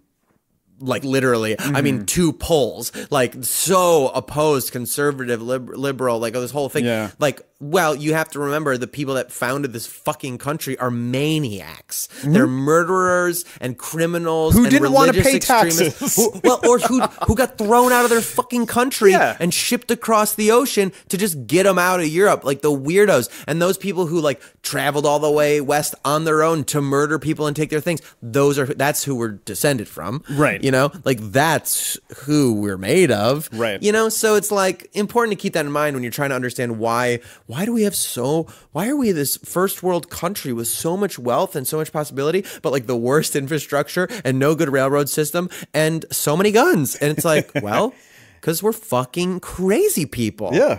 Anyway. Okay, that's a nice segue. All right. So that was question one. Yeah, I think we're going to move into, so that's technically not part of my 6 quick cues, but now we're going to start 6 quick cues. 6 quick cues. 6 quick cues are just 6 little questions that I like to ask everybody as a kind of check-in and maybe to learn something or hear something. I don't know, that like, we've talked to you for a long time, and I just like to have some standardized cues at the end related to mental health and being a person. So let me just pull them up.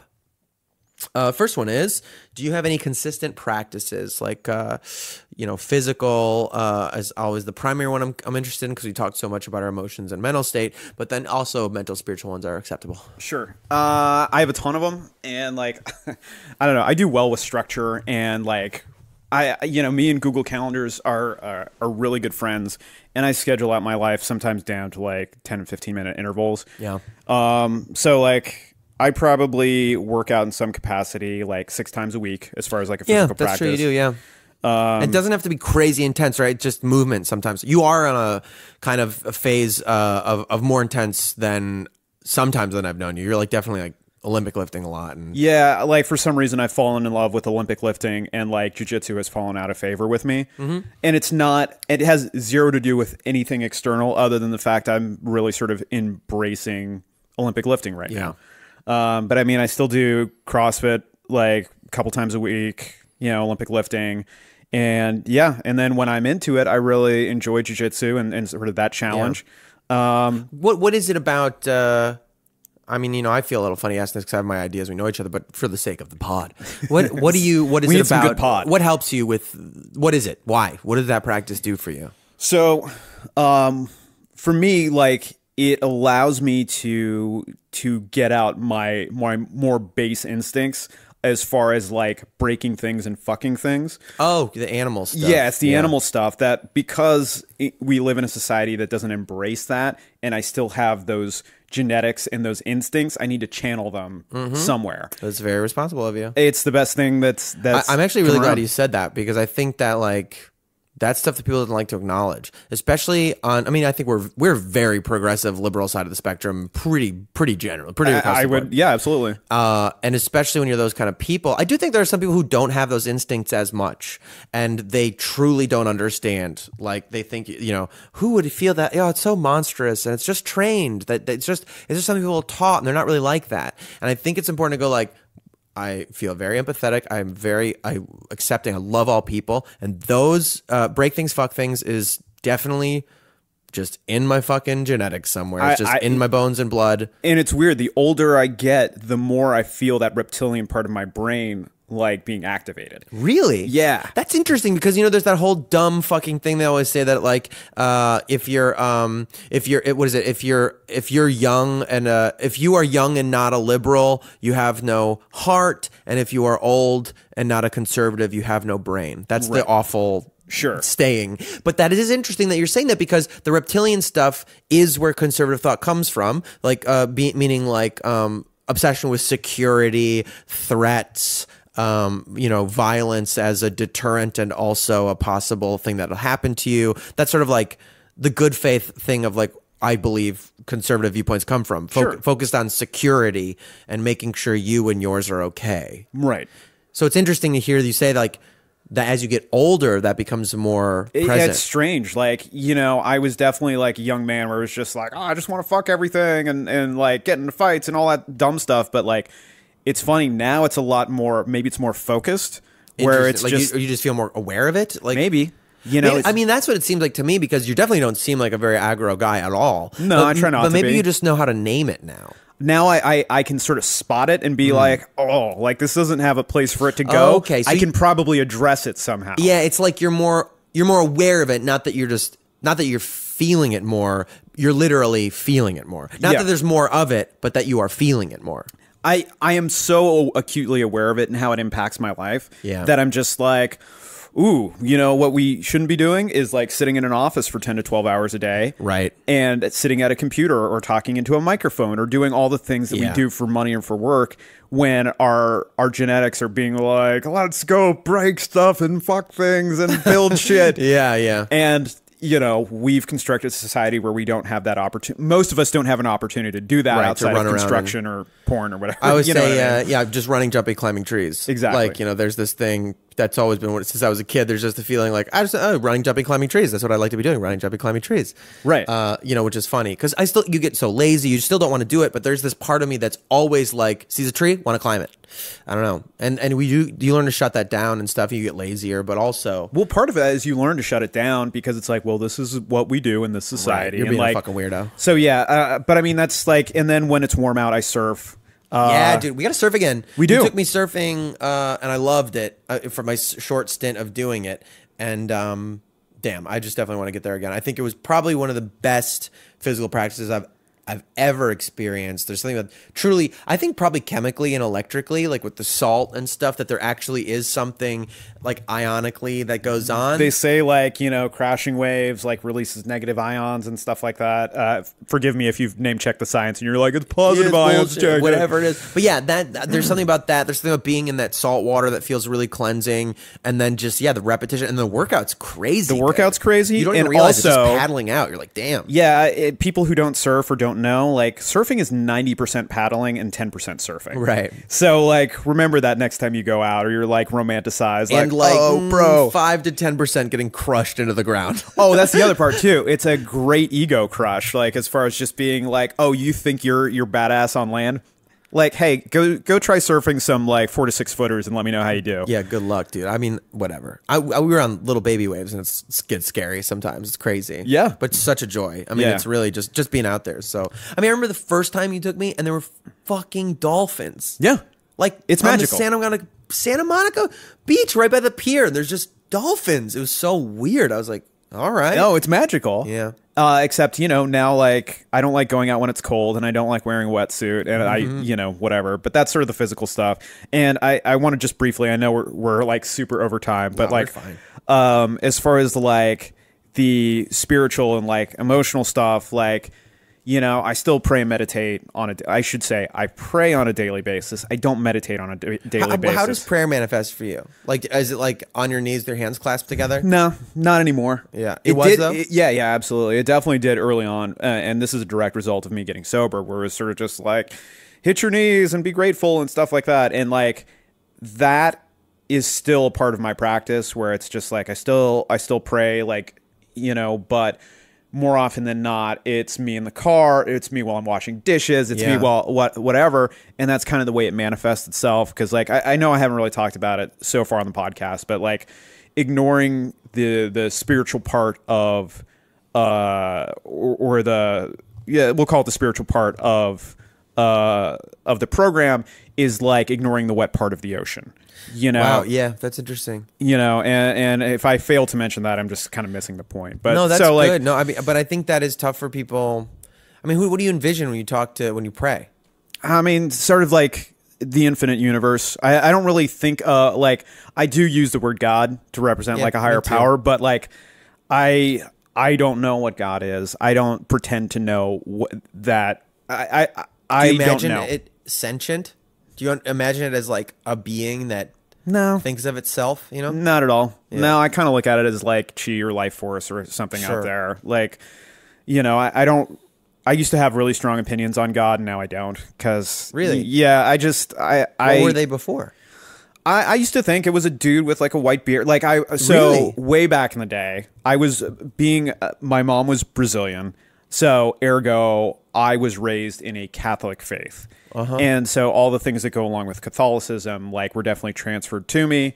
Well, there you go. Wow. Yeah. Yeah. And then from there, it kind of went Episcopalianism, which has been jokingly referred to as Catholic Light, and ended up going to Boston College, which was a Jesuit university. So it was just like, whether I've meant to or not, I've always kind of been a seeker and kind of put myself in a position to sort of like go that path. That's so interesting. Yeah. You know, you zoom out a little bit and you're like, oh. Yeah, look at this pattern. Oh, wow. Yeah, that is interesting. You did this to yourself. Huh. You've always been looking for answers. Yeah. And so there's a lot of sort of ideas about like, you know, a male god with a white beard and he's this and that and the other. And that's the struggle I have when I say the word, you know, I can see sometimes people go like, oh my God. They think that's what I mean when I say God. Yeah, yeah. And it's like, I mean, anybody who listens to this podcast hears me repeating myself all the time. But yeah, it's a one syllable word to mean that fucking thing, you know? The thing that's out in the universe that I don't know. That thing that is all of us, that is everything. That thing. Yeah. That thing that may or may not have given us free will to do whatever the fuck we want. I think the closest thing I've come, I don't know. I think my most, at least my most specific conception of it at this point, that might be like the closest to what I think it might actually be, is that sometimes I just call it dark matter. Like I say, instead of fate or whatever, because we know dark matter exists. We just don't know what it is. That like, it's like a force akin to gravity, but if that were love. Like, no. I'll be more specific. It's like a sort of benevolence. It's a tendency of the universe towards existence. Yes. That like, as opposed to destruction, chaos, nothingness, something in the universe tends towards being here. Right. Otherwise we wouldn't be here, is my sort of instinct. And that is embodied in the things that then in more specifically and morally in our lives, the things that encourage.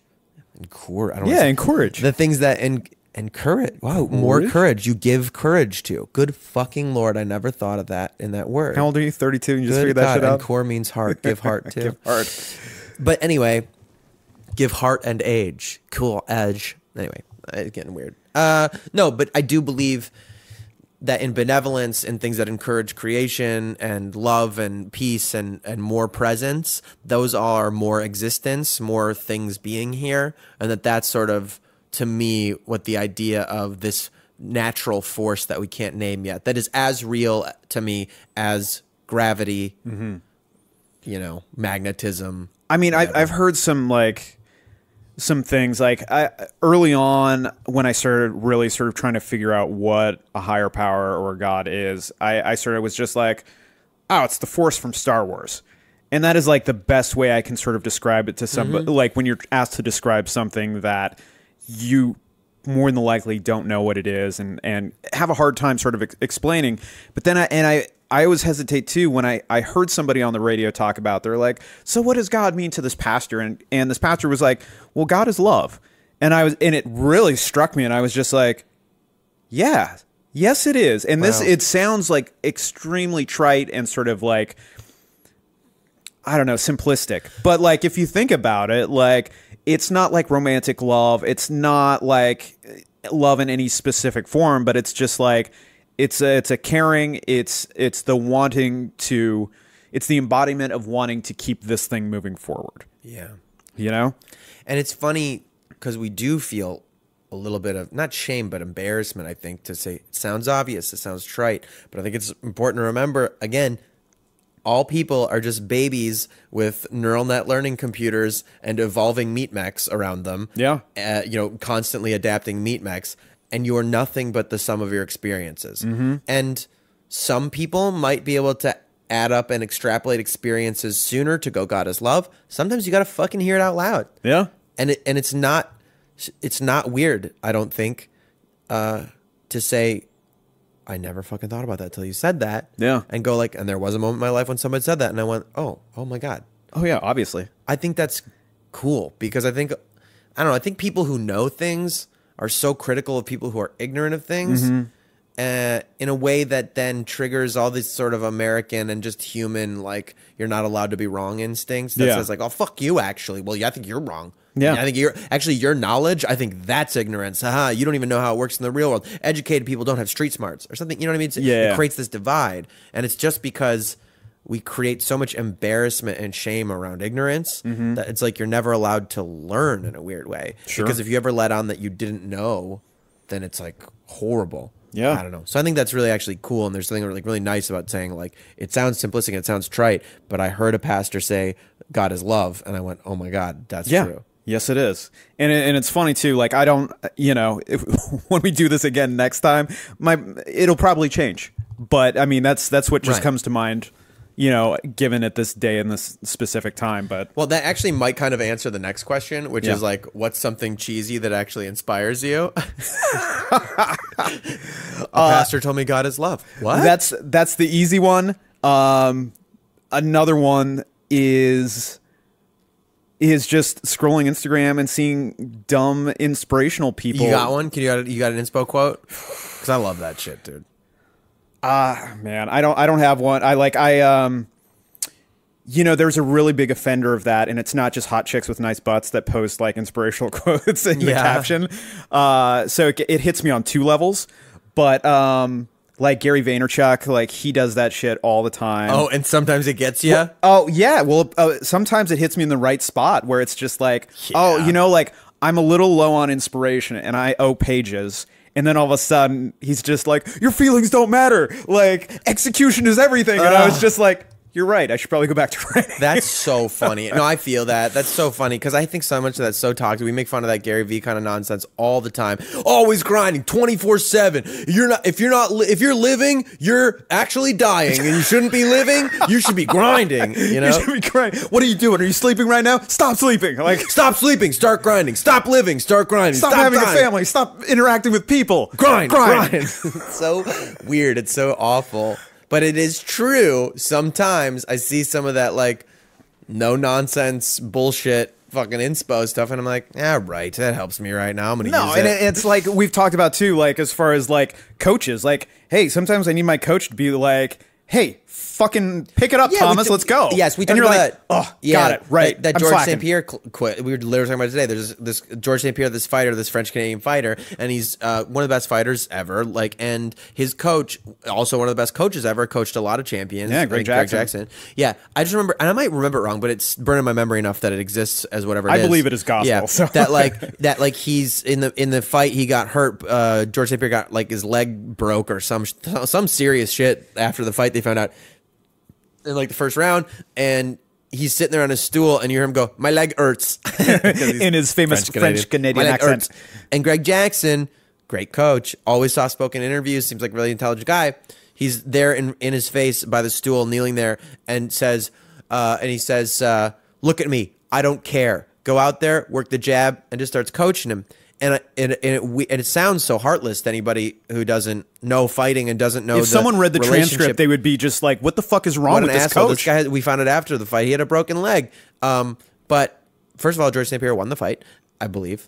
Doesn't matter, because either way, I saw that and I was like, he loves him. Mm-hmm. I was like, that coach loves that fighter because that is an act of love. Because he knows that fighter in and out. He knows what that fighter needs. He knows what that fighter wants and wants to help him get what he wants. And in that moment, he goes, I don't care. Go do this. Go do what we trained to do for the last 12 weeks. Dude, and that is beautiful, because I also think it's important to say in those contexts too, there's like violence. People think fight sports are violent, because they are. They're fucking extremely violent. But understanding the difference between consensual violence, between experienced, practiced professionals who have changed their bodies into something yours is not. Yeah. None of ours is. That's like, yes, people get fucked up, repeated concussions nobody can handle, and you got to be responsible about a fighter's training and their experience and their careers and how long you put between fights if they get bad knockouts. All that's true. It's not tough guy nonsense. But there is a difference between consensual violence, between trained professional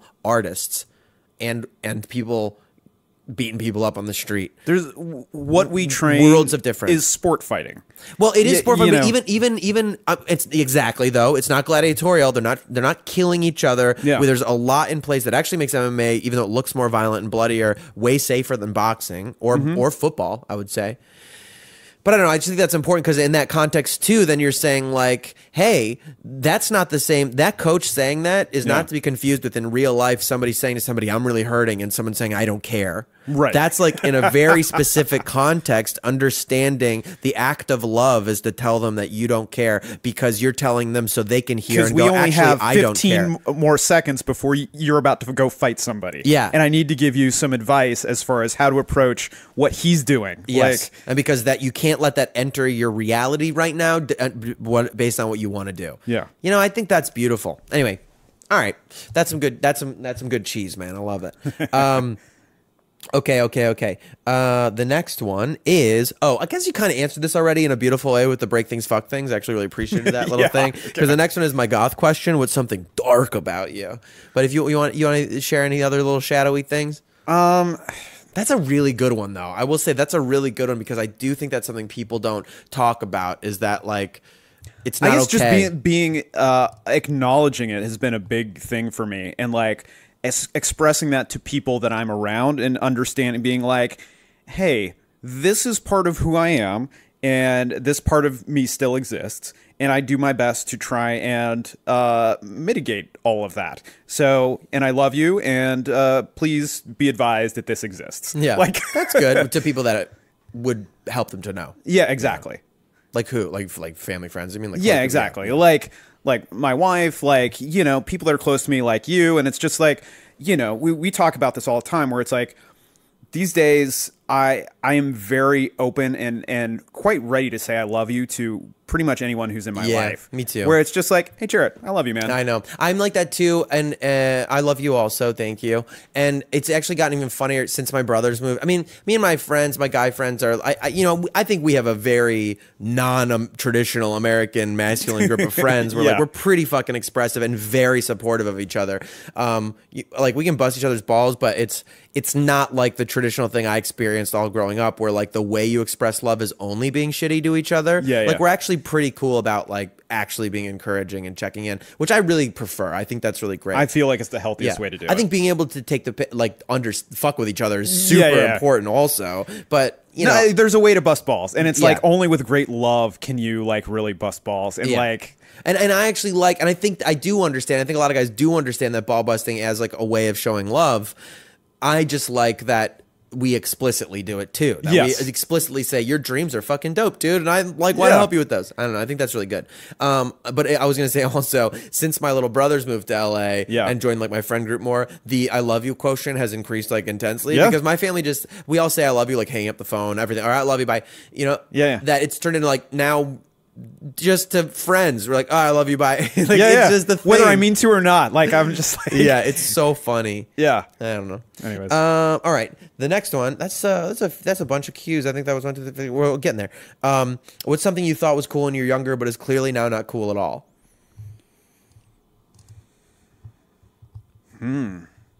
This doesn't have to be. I think after the heady conversation, this is hitting people a little like heavy. Like, oh, what's like that was not cool, dude. Like, I don't even mean that. I mean like it could be just some human ass dumb shit like that you thought like some style was cool or something. You know what I mean? Like it doesn't have to be. Let me see. I mean, it could be dumb stuff like skateboarding or BMX. Like I was like, you don't think that shit's cool anymore? I mean, it's still impressive. But like, that's really funny. It's impressive. I can't do it anymore. Rollerblading is impressive. Okay, but you know what? It's not straight cool. through that previous answer. Rollerblading is a great one.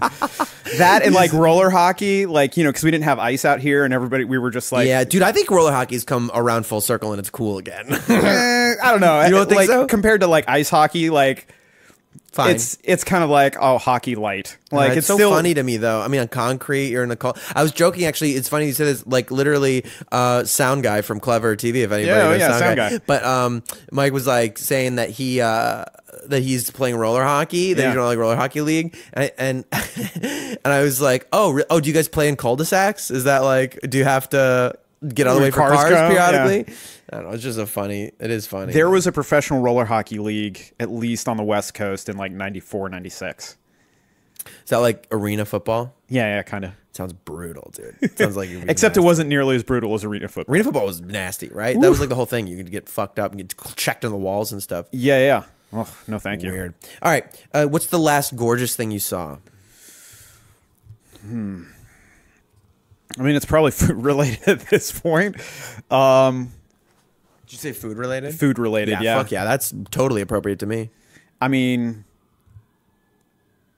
those empanadas we had were gorgeous. Those are very good. That chicken parm we had.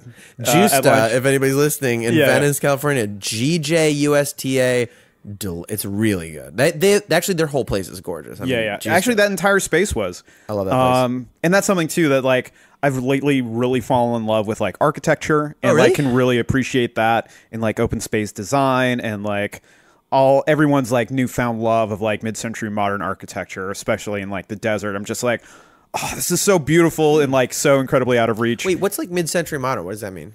What's so how can I know that's tough, but like, is there a building I could think of, or like a Sure. Like some of this furniture in here is like, okay. Is it kind of like that, like Mad Men kind of? Yes. Got it. Yeah, that like that 60s house in the hills kind of. Yes, exactly. Like some of the more famous houses Is that it like you've sunken living rooms and shit? Sometimes, yes. Sometimes, not necessarily. Like, yeah. I also sort of love like Googie style like architecture. Oh, yeah, okay. That's what I've been sort of geeking out on lately. Cool.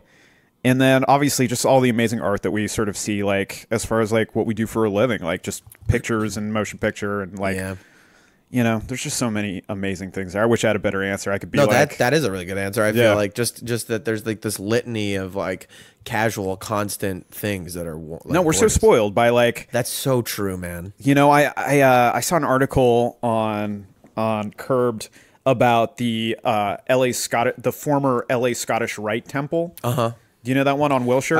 Yeah, I've driven past it a million times. Yeah, it's is that Mormon? No. Wait, is that the one that's like it's like the Masons? Is it by Westwoodish or not? Like no, you're thinking of the Mormon one. That is the Mormon one. Yeah, well, that's a gorgeous building too. For it the is. Record. Mormons do make make some good beautiful buildings. temples. No, I don't know. Wait, where's the Scottish temple? So the Scottish Rite Temple, or what is now the former one, is now a museum. Is I want to say it's like Wilshire and. Shit, I use it as one of my cross ways to get. It's like near Koreatown. I use it to try and get to your place sometimes. I've definitely you've definitely a million times. It's a super impressive building, but like obviously inside it has a whole bunch of like funky like Masonic sort of like they have like an auditorium of 1,500 people and dining rooms and club rooms and all sorts of cool shit. And now it's a museum. I guess the guys who own Guess Jeans bought it and like kept some of the original stuff in there. And it's just so like ornate and specific. And you're just like, oh, like as weird as these people are, like their attention to detail and their specific style is just like admirable. That's so interesting. Yeah, I'm gonna look that up. I'm gonna figure that one out. Is it? It's not by the car museum, is it? Like, I don't think it's that far down. No. Yeah. All right, cool. That's a good one. I can keep going. Anyways. All right. And then do you think farts are funny? Yeah, obviously. Okay, good. I always ask that at the end. Self-care. You got a current favorite method of self-care, or a recent favorite self-care method to share with everybody? You know, I encourage everybody to get a pedicure every now and then. Hell yeah, I agree. I do that shit. Yeah, that's usually one of the first things Christine and I do when we go on vacation, just to be like, hey, you're officially on vacation. Oh, that's nice. And yeah, because, you know, everything's kind of utilitarian in most of my life. And it's just like, it's kind of one of those luxuries that I'm just like, I didn't have anybody touch my feet until I was 30, maybe, question mark. And then like all of a sudden I was like, oh, now I get it. Now I get it. Yeah. It's very vulnerable. It is. Feet are very sensitive. Yeah, and like, you know, since I've gotten like, since Chuck Liddell made it okay to like paint your toenails way back in the day. Oh, yeah. You know, I don't mind doing that shit either. Wait, I don't want to unpack this like crazy, but like you, did you have a thing? You didn't like people touching your feet till you were 30? No, not at all. I just. Like it was on purpose. You were like, I don't like people touching my feet? No, not at all. It was just like, I think you're saying you didn't have that? No, I did not have that. No, I could give a shit. Like, I It just wasn't a thing that happened. It just wasn't part of your... Yeah, like either I was cheap or didn't know like why you would ever have somebody do that for you. Oh, interesting. I don't know. Yeah, Maybe I think it was just like my very... crazy hippie parents who were just like, they weren't very good with money. So like I don't think they would be like, why would you spend money on that? This sounds so weird, but I thought it was so lovely. When I was a kid, like a little kid, my grandma would sometimes like we'd stay with them in the summer, and sometimes would like lotion our feet, like rub our feet before bed, and it was just the nicest goddamn thing. I was like a little kid. Same thing. I love my mom would tickle my back when she would like sing me lullabies when I was a little kid. And it's just so wonderful having somebody like touch your feet. I don't know. There's something very loving about it. No, I mean any of that like massage stuff and like all that stuff. I was just kind of like, it's just really nice.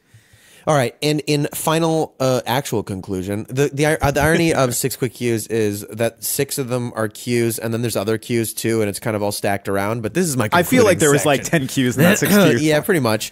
Time is like a loose concept, whatever. Sure.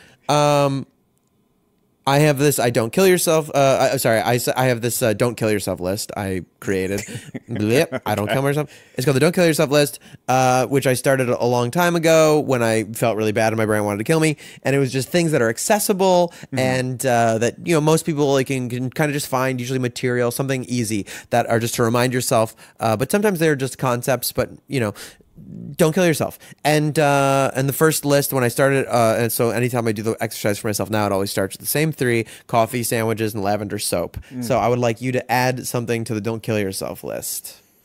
So, sorry, what were we? Mine were coffee, sandwiches, lavender soap. That's how I started it. I was like, these are just wonderful, beautiful, undeniable parts of reality that are so fucking good. And if you kill yourself, you don't get to do those anymore. So it just became an exercise for me of like presence and things that are good about living and reality. And so I'm just asking you to please add something to the list for everybody. If I only had to pick one, I would be like pets, Oh, pet, yeah. Yeah. I mean, I could go on about like beaches and like physical contact and this and like all sorts of stuff that I sort of really cherish in my life. Yeah, those are great.